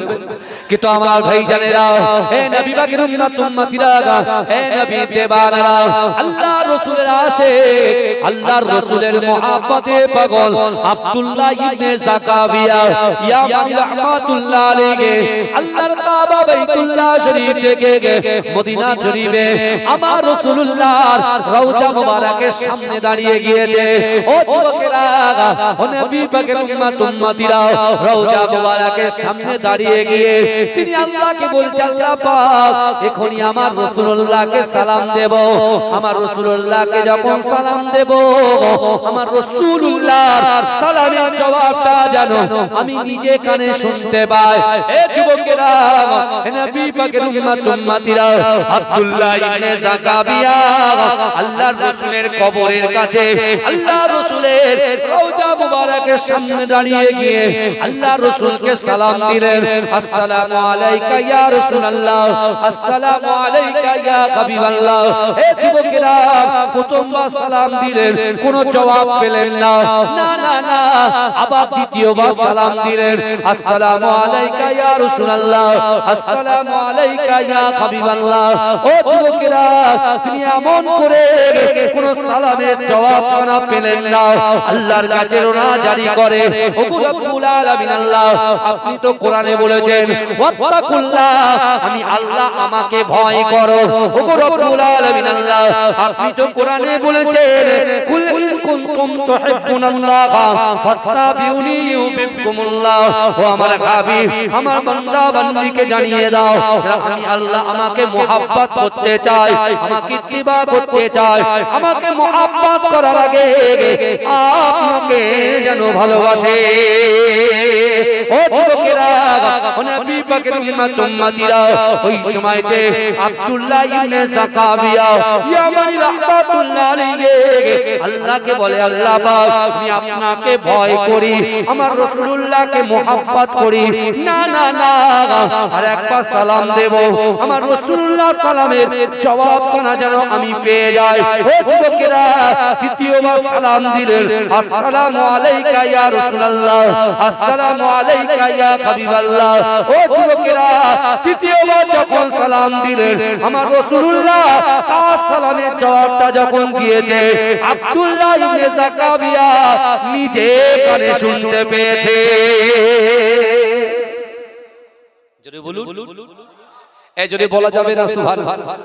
আব্দুল্লাহ ইবনে যাকাবিয়া যখন শুনতে পেয়েছে, আব্দুল্লাহ ইবনে যাকাবিয়া হাঁটু গেড়ে বসে বলছেন, আমি আর মদিনা ছাড়বো না, ছাড়ছি না। জোরে বলুন। কিন্তু ভাই মুনাফিক কিন্তু সব জায়গায়, কথা ঠিক না ভুল আগে বলে। যদি বলে কিছু দলিল দিয়ে যান, এক ইবলিস শয়তান মুনাফিকি করেছে কাফেরদের সাথে, কেন জোর করে বদর প্রান্ত করে নিয়ে গেছে। এক আর একটা আছে মুনাফিক উবাই ইবনে সুলুল, এই বুঝতে পারছেন, সেও মুনাফিক। সে এরকম বলছে, হুজুর চলেন যুদ্ধে যাব, আমার পিছনে আমার হাজার হাজার আমার ভক্তরা আছে। যেই ময়দানে নেমে গেছে, পিছনে ঘুরে দেখছে একটা কেউ নেই, সব ফাঁকা। বুঝতে পেরেছেন? মুনাফিকদের আল্লাহ কোরআনে বলছেন যে মুনাফিকদের স্থান হচ্ছে জাহান্নামের সর্বনিম্ন স্থান। এখন আব্দুল্লাহ ইবনে যাকাবিয়া রাসূলুল্লাহর আশিক, মদিনাতে রাসূলুল্লাহর প্রচুর শত্রু আছে। হ্যাঁ, তারা দূর থেকে দেখছে দাঁড়া, তাদের মাথায় টুপি আছে, দাড়ি আছে, এরকম ভেষ ধরে তারা আব্দুল্লাহ ইবনে যাকাবিয়াকে দূর থেকে দেখছে যে এত মুহাম্মদ মুস্তাফার আশিক, এত পাগল, একে আজকে আমাদের মদিনাতে এসে আর এইভাবে আব্দুল্লাহ, এইভাবে আব্দুল্লাহর বেটা মুহাম্মদকে ভালোবাসবে, এটা আমরা সইতে পারবো না। থেকে আমরা উচিত শিক্ষা দেব, কিন্তু উচিত শিক্ষা দেব কোথায়? চার দেওয়ালের ভিতরে। তাহলে তাকে বুঝিয়ে সুঝিয়ে তাকে আমার বাড়ি পর্যন্ত যে কোনো প্রকারে নিয়ে যেতে হবে। এখন আব্দুল্লাহ ইবনে যাকাবিয়া কেউ তো তাকে চেনে না, গরিব মানুষ, দিন আনে দিন খায়, নুন আনতে পান্তা ফুরায়, যার বাড়ির উপরে কিছুই নাই, কোনো সম্পদ নাই, কিন্তু আছে কি? রাসূলুল্লাহ ভালোবাসা, রাসূলুল্লাহ মুহাব্বত, আল্লাহ ভয় আর নামাজের পার্টি। এই তিনটে জিনিস ছাড়া তার আর কিছু নেই। যখন তিনি বসে আছেন, ওই ইহুদি সে আব্দুল্লাহ ইবনে যাকাবিয়াকে সালাম দিচ্ছে। আব্দুল্লাহ ইবনে যাকাবিয়া অবাক হয়ে বলছেন, আমাকে কেউ চেনে না, জানে না, এই লোক এমন কিছু না আমাকে চেনে। বলে চলুন আপনাকে দেখে, আপনি যে মুহাম্মদ মুস্তাফাকে এত মহব্বত করেন, এত ইশক করেন, এত ফিদা তার জন্য, আমরাও তো মুহাম্মদ সাল্লাল্লাহু আলাইহি ওয়াসাল্লামকে ভালোবাসি, আজকে তুমি আমার বাড়িতে মেহমান হিসেবে যাবে। আব্দুল্লাহ ইবনে যাকাবিয়া বলছে, আমি আজনবী মানুষ, থেকে এসেছি, ইয়ামান থেকে এসেছি, আর এইভাবে আমাকে নিয়ে যাবে, আমি কি করে যাব? কিন্তু এত তার সাথে খাতির করছে, এত তাকে আপ্যায়ন করছে, আব্দুল্লাহ ইবনে যাকাবিয়া তার সাথে যেতে বাধ্য হলো। এই শুনছেন, তার সঙ্গে যেতে কি হলেন? বাধ্য হয়ে গেলেন। আর এই মুনাফিক কি করেছে? বাড়ির লোকজনগুলো সব রেডি করে রেখেছে তাকে ক্ষতি করে, এরকম ভাবে আল্লাহর রাসূল আশিকগুলোকে এইভাবে নিয়ে যায়। আর আল্লাহ কোরআনে বলছেন, অহুম লা ইফতানুন, আমি আল্লাহ পরীক্ষা করব। তা আব্দুল্লাহ ইবনে যাকাবিয়া সে বলছে, আমি আল্লাহকে ভয় করি, রাসূলকে মুহাব্বত করি। তা আল্লাহ বলছে, আমিও যখন কোন বান্দাকে পরীক্ষা করব, তাকে ভয় দিয়েও পরীক্ষা করব। সে কাকে ভয় করে? অস্ত্রের ভয় করে, নেতার ভয় করে, রাজা বাদশা জালিম বাদশাকে ভয় করে না, যে আল্লাহ তাকে রিজিক দেয়, যে আল্লাহ তাকে ইজ্জত দেয়, যে আল্লাহ তাকে যৌবন শক্তি দেয়, যে আল্লাহ ছেলের পিঠে মেয়ে, মেয়ের পিঠে ছেলে আতা করে, সে আল্লাহর ভয় করে কিনা আমি আল্লাহ দেখ পরীক্ষা করি। আল্লাহ দোকানে অর্থ দিয়ে পরীক্ষা করে, যৌবন শক্তি দিয়ে পরীক্ষা করে, আর ইত্যাদি ইত্যাদি। কিন্তু আমার ভাইরা, আব্দুল্লাহ ইবনে যাকাবিয়া তাকে এমন ভাবে আপ্যায়ন করলেন, আব্দুল্লাহ ইবনে যাকাবিয়া চলে গেলেন। তার সাথে তার বাড়িতে নিয়ে ঘরের মধ্যে ঢোকালেন, ঢুকিয়ে নিয়ে আরেকটা ঘরে যেই গিয়েছেন, পিছন দিয়ে দরজা বন্ধ করে দিয়েছে। যেই দিয়েছে, পিছনের দরজা দিয়ে দেখছে 2-5 জন ঘরের ভিতরে হুড় করে ঢুকে গেছে। গিয়ে দুজন হাত বেঁধে দিয়েছে, দুজন পা বেঁধে দিয়েছে, বেঁধে দিয়ে ওইরা অত্যাচার শুরু করেছে। বলছে, তুই আমাদের সামনে, হ্যাঁ মদিনা শরীফে আব্দুল্লাহর বেটা মুহাম্মদ মুস্তাফার এত গোলামতি করে, এত মহব্বত করেছ, তুই তোর মুহাম্মাদের ধর্মটাকে ছাড় বলে এত জলিল করছে, অত্যাচার করছে। আব্দুল্লাহ ইবনে যাকাবিয়া বলছে, আমার জীবন চলে যাবে কিন্তু কলেমা ছাড়তে পারবো না। জীবন চলে যাবে, তোমাদের কাছে বর্ষতা স্বীকার করব না, কিন্তু আমরা টাকায় সব স্বীকার করে ফেলব। নফসকে কন্ট্রোল করতে পারি না, বুঝতে পেরেছেন? খাবেন অল্প, কিন্তু থেকে মনে হবে সব। আর ওই জন্য গাদা গাদা নষ্ট হয়, দেখেছেন? নফস বলছে সব খেয়ে নেবো, অথচ খেতে পারবে না, চোখের নেশা। আব্দুল্লাহ ইবনে সালামের হাত ধরে ওরাকো তাকে অত্যাচার করছেন, যেমন হযরত বেলাল হুজুরকে উমাইয়া অত্যাচার করছেন। উমাইয়া ইবনে খাল বেলাল হুজুরকে অত্যাচার করেছিল কিসে? উত্তপ্ত বালির উপরে তাকে শুইয়ে দিয়ে বুকের উপরে পাথর চাপা দিয়ে চাবুক মারছেন। এত মার মারছিল বেলাল হুজুর জোরে জোরে লা ইলাহা ইল্লাল্লাহ মুহাম্মাদুর রাসূলুল্লাহ, লা ইলাহা ইল্লাল্লাহ মুহাম্মাদুর রাসূলুল্লাহ চেখে শুরু করেছিল। জোরে বলুন সুবহানাল্লাহ। আল্লাহর রাসূলের মুহাব্বতে সাহাবা হযরত আবু বকর ছুটে ছুটে আল্লাহর রাসূলের কাছে এসে বলছিলেন, ইয়া রাসূলুল্লাহ, ইয়া হাবিবাল্লাহ হুজুর, আপনার বেলালকে উমাইয়া এত জোরে জোরে আঘাত করছে, এত জোরে জোরে অত্যাচার করছে, আর বেলাল জোরে জোরে জিকির করছে, জোরে জোরে কালেমা পড়ছে। আল্লাহর রাসূল বলছে, আবু বকর আমার কাছে এসো, বেলালের কাছে যাও, গিয়ে বলো একটু আস্তে আস্তে জিকির, যাতে কাফেররা তো সহ্য করতে পারে না। তুমি যদি আস্তে আস্তে জিকির করো তাহলে তোমার অত্যাচারটা একটু কমিয়ে দিবে। আবু বকর হুজুর যেই গিয়েছেন, বেলাল হুজুরকে বলছে, বেলাল, আল্লাহর রাসূল বলেছে জোরে জোরে জিকির করতে নিষেধ করেছে, আস্তে আস্তে করো। কত ঈমানের পাওয়ার দেন, কি বলছে তাকে? বলছে না না না, বিশ্ব নবী রাসূলুল্লাহ সাল্লাল্লাহু আলাইহি ওয়াসাল্লাম কে গিয়ে বলেন, না না না, বেলাল কোন কাফেরকে ভয় পায় না, বেলাল কোন কাফেরকে ভয় পায় না, না না না, আমি বেলাল আল্লাহকে ভয় করি, আল্লাহর রাসূলকে মুহাব্বত করি। উমাইয়া ইবনে খাল আমাকে মেরে মেরে বুটি বুটি করে দেবে, কিন্তু আমি বেলাল আল্লাহর জিকিরটাকে স্লো করব না, আমি জিকিরটাকে যত আঘাত করবে তত জোরে জোরে আল্লাহর ডাক দেব। জোরে বলে, জোরে বলবেন না সুবহানাল্লাহ। এরা পরীক্ষার সম্মুখীন আমরা কোনদিন হয়েছি? তখনই তো বুঝবেন কত ঈমানদার আমরা। এখন তো আমরা শুনে মুসলমান হয়ে গেছি, বুঝতে পারছেন না? দেখতে পাচ্ছেন অবস্থা। বলছে, হুজুর আপনি কি বলছেন? আমি তো রাসূলকে ভালোবাসি, আল্লাহকে ভয় করি। যদি আল্লাহকে ভয় করো, আজকে তোমার গ্রামে জলসা হচ্ছে, তুমি বাড়িতে শুয়ে থাকতে পারো, মিনি মার্কেটে ঘোরাফেরা করতে পারো, এই কথা বলো। আমার যুবকরা বলছে আল্লাহকে ভয় করি, তা আল্লাহর ভয় করলে যেখানে কোরআন হাদিসের কথা আলোচনা হয়, এই জায়গায় কেউ বসে থাকে, এই জায়গাটাকে উপেক্ষা করে বাইরে ঘোরাফেরা কেউ করতে পারে? কথা বলো। তার মানে কি? মুখে বলে আল্লাহকে ভালোবাসি, তার মানে খাতরা আছে। এখনো সময় আছে, নিজেদেরকে পরিবর্তন করেন, কারণ আল্লাহর কোরআন বলছে, ইন্নাল্লাহা লা ইগাইয়িরু মা বিকওমিন হাত্তা ইগাইয়িরু মা বিআনফুসিহিম। আল্লাহ বলছে যে জাত যে কওম নিজে পরিবর্তন হবার চেষ্টা করে না, আমি আল্লাহ ওই জাতি ওই কওমকে কখনো জন্য পরিবর্তন ঘটাই না। আগে নিজেদেরকে পরিবর্তন হতে হবে। যারা নামাজ আদায় করি না, নামাজে পাবন্দ হতে হবে। যারা পর্দা করি না, পর্দা করতে হবে। যারা আমরা বাজে কাজের সঙ্গে যুক্ত হয়ে গেছি, ওই কাজগুলো আস্তে আস্তে ছাড়তে হবে।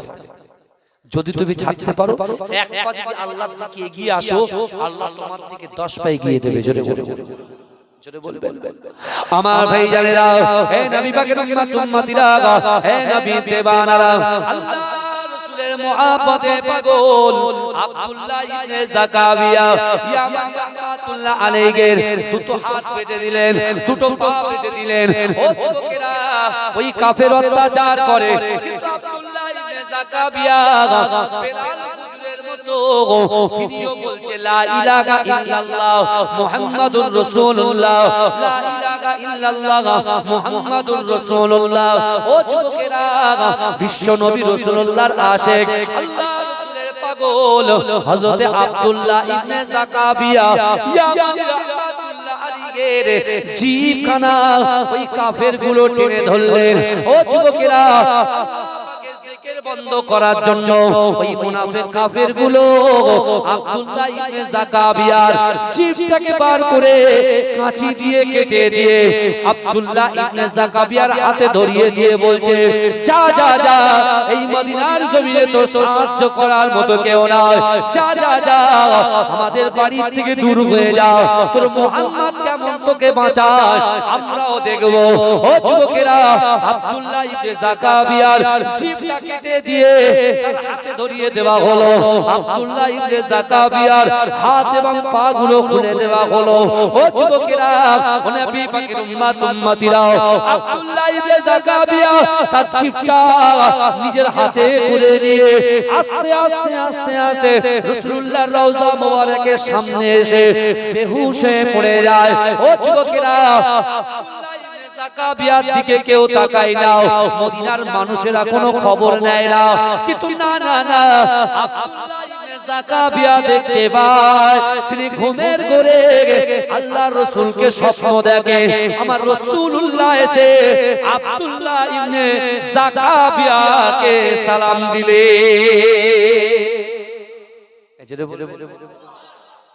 চিৎকার দিয়ে হবে না সুবহানাল্লাহ। আব্দুল্লাহ ইবনে জাকাবিয়া বলছে আমার রাসূলুল্লাহকে আমি ঘুমের ঘরে দেখছি, তাহলে বেহুশ হয়ে গেছে। তিনি দেখছেন যে রাসূল আমার সামনে হাজির, আর রাসূলুল্লাহ চোখ দিয়ে ঝরঝর করে পানি পড়ছে। জোরে বলে। কিন্তু আমার ভাইজানেরা, ও নবী পাকের উম্মতিরা, ও নবী দিওয়ানারা, আল্লাহর রাসূলের আশিক হয়ে যান, আল্লাহর রাসূলকে মুহাব্বত করেন। ও যুবকেরা মায়েরা, না না না, আল্লাহর কোরআনটাকে অ্যাকসেপ্ট করেন, গ্রহণ করেন। ও যুবকেরা, নামাজটাকে অ্যাকসেপ্ট করেন, গ্রহণ করেন। আপনার জিন্দেগি জীবনে যা সমস্যা আছে, এই সমস্যাগুলোকে আমার আল্লাহ পাক সমাধান করে দেবে। জোরে বলে। আব্দুল্লাহ ইবনে জাকাবিয়া দেখছেন রাসূলুল্লাহ সালাম দিচ্ছেন, সালাম দিয়ে বলছে, বাবা আব্দুল্লাহ ইবনে জাকাবিয়া, তুমি আমার জন্য এত কষ্ট করছো, দাও তোমার হাতে দেওয়া সেই জিভটা তুমি আমার হাতে তুলে দাও। আব্দুল্লাহ ইবনে জাকাবিয়া আমার সেই কাটা জিভটা আমি রাসূলুল্লাহর হাতে তুলে দিলাম। জোরে বলে। আমার ভাইজানেরা, ও নবী পাকের উম্মতিরা, ও নবী দিওয়ানারা, বিশ্ব নবী রাসূলুল্লাহর আশিক আব্দুল্লাহ ইবনে জাকাবিয়া ইয়ামানি রাহমাতুল্লাহ আলাইহি আল্লাহর রাসূলের হাতে সেই জিভটা যখন তুলে দিলেন, আমার রাসূলুল্লাহ ওই জিভটাকে ধরে নিজের থুতু মোবারক নিয়ে তার জিভের উপরে ভালো করে ঘষে দিয়ে আব্দুল্লাহ ইবনে জাকাবিয়াকে বললেন, ও বাবা আব্দুল্লাহ ইবনে জাকাবিয়া, বাবা তুমি কালটা একটু হা করো। আব্দুল্লাহ ইবনে জাকাবিয়া যখন কালটাকে হা করলেন, আমার রাসূলুল্লাহ বিসমিল্লাহ বলে ওই জিভটা গালের মধ্যে যেই দিলেন, আব্দুল্লাহ ইবনে জাকাবিয়া বলছেন, না না না, আমার ঘুমটা ভেঙে যায়। আমার যখন হুঁশ আসলো, আমি দেখতে পেলাম জিভটা যেমন আগের মতো ছিল, আমার আল্লাহ পাক জিভটা সেরকম করে দিয়েছে। জোরে বলবেন না, জোরে বলবেন না। আমার রাসূল তার উম্মত যদি রাসূলকে মুহাব্বত করে, উম্মত যদি রাসূলকে ভালোবাসে, উম্মত যদি রাসূলকে প্যার করে, বিশ্বাস করে, এ যুবক রাসূল তার সাহায্যের জন্য রূহানি হালাতে চলে আসে। জোরে বলে। জোরে বলে। আজরাইল যখন আমার রাসূলকে অনেকে বলে মরা নবী, জোরে বলুন নাউযুবিল্লাহ, বলে রাসূলুল্লাহ মরে গেছে। বলছে রাসূলুল্লাহ মরে গেছে। ভাই, সাধারণ আম পাবলিক যারা আছে, আমি আপনাদেরকে নিয়ে যখন কোন মাইয়িতকে মিনহা খলাকনাকুম ওয়া ফিহা নুঈদুকুম ওয়া মিনহা নুখরিজুকুম তারাতান উখরা বলে বুকে মাটি চাপা দেওয়া হয়, কবরে মাটি দেওয়া হয়, তখন তার কমপ্লিট হওয়ার পরে তার বাচ্চাগুলো, তার সন্তানগুলো, তার পুত্রগুলো, তার পরিবারের লোকজনগুলো, তার ভাইগুলো যখন ওই কবরটা ছেড়ে 40 কদম দূরে চলে যায়, ওই কবরওয়ালা কে যাচ্ছে না যাচ্ছে তার পায়ের আওয়াজটা নিজে কানে শুনতে পায়। তাহলে আপনি বলছেন মানুষ মরে গেল, হয়ে গেল, এই কথা। আরেকটা কথা, আল্লাহ রাসূলের দরবারে একজন যুবক বসে আছে, রাসূলুল্লাহ কোরআনে আয়াত তেলাওয়াত করছেন, ফালা তাকুল্লাহুমা উফি ওয়ালা তানহারহুমা ওয়া কুল্লাহুমা কাওলান কারীম। আল্লাহ বলছে, বান্দা তোমাদের আচার আচরণে, তোমাদের ব্যবহারে তোমাদের পিতা মাতা যেন উফ শব্দ না করে। কি শব্দ না করে? আমার বাচ্চাগুলো শোনো ভালো ভালো। আল্লাহ কোরআনে আয়াতে বলছেন, ফালা তাকুল্লাহুমা উফি ওয়ালা তানহারহুমা ওয়া কুল্লাহুমা কাওলান কারীম। আল্লাহ বলছে বান্দা তোমাদের আচার আচরণে তোমাদের ব্যবহারে তোমাদের পিতামাতা যেন শব্দ না করে। বুঝছেন আপনি? যখন এই কথা বলেছেন হঠাৎ করে একটা যুবক সাহাবা জোরে চিৎকার দিয়ে কাঁদছেন।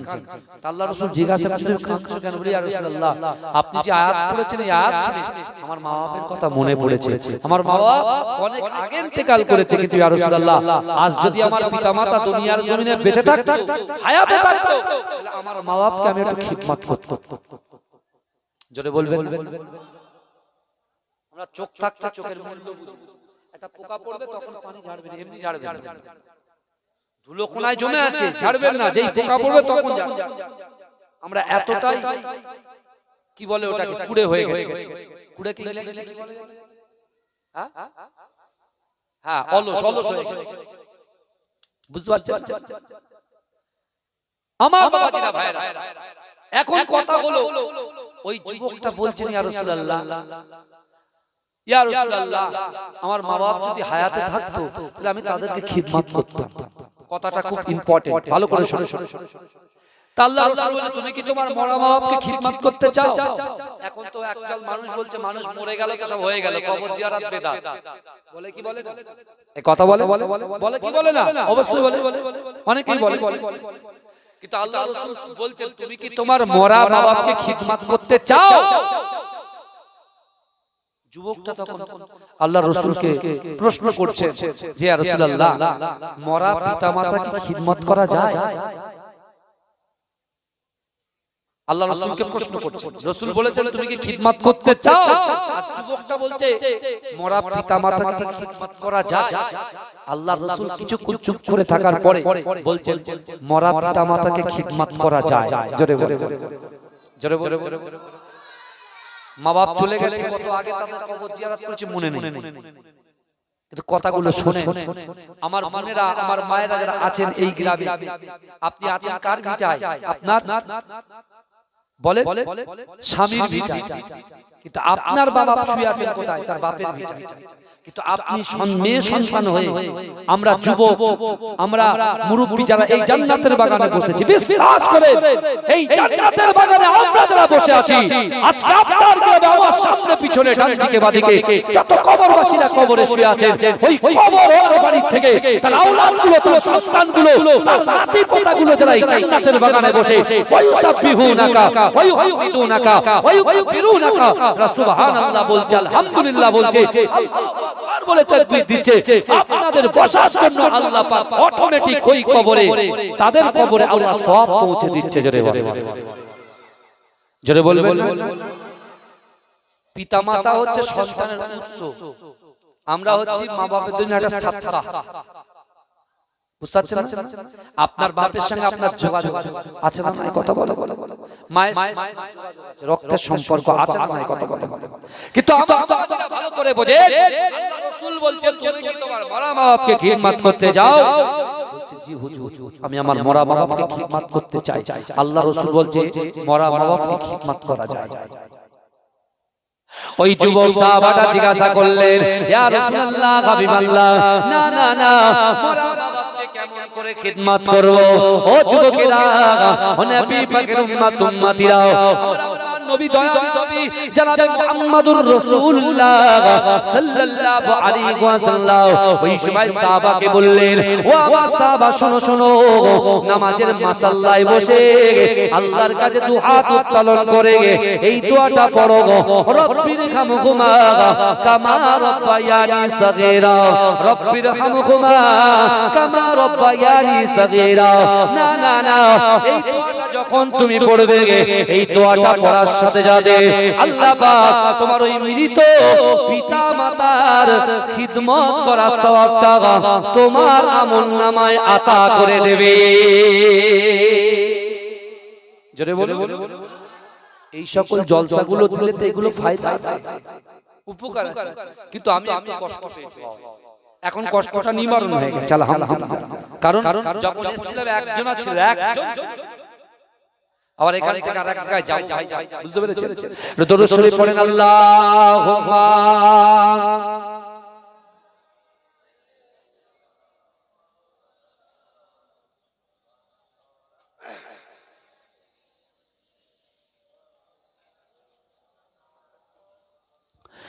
मेरे आका का कोई जवाब नहीं, मेरे आका का कोई जवाब नहीं। उनकी रुखसार पर इश्क बगते रहे, खाके पातर दुआ देते रहे।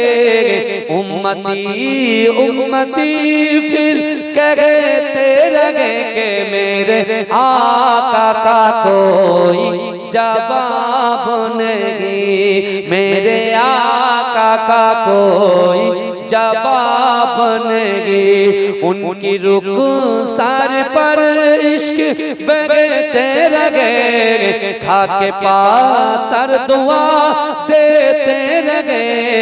दात कुर्बा किए जख्म सगते रहे।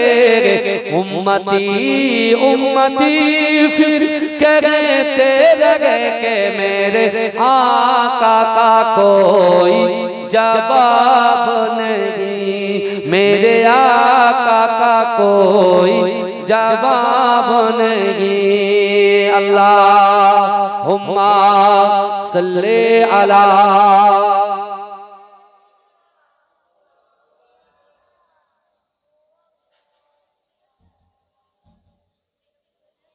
মাশাআল্লাহ। তাকবীর নারে তাকবীর। যাই হোক, আমাদের প্রিয় আমার ভাই এসেছেন, আলোচনা করবে। আমি গুনাহগার রাকিবুল আজিজ বাগদাদি যা কিছু আলোচনা করলাম, ও ভাইকে আল্লাহ পাক আমল করার তৌফিক দিন। বলবেন আল্লাহুম্মা আমিন।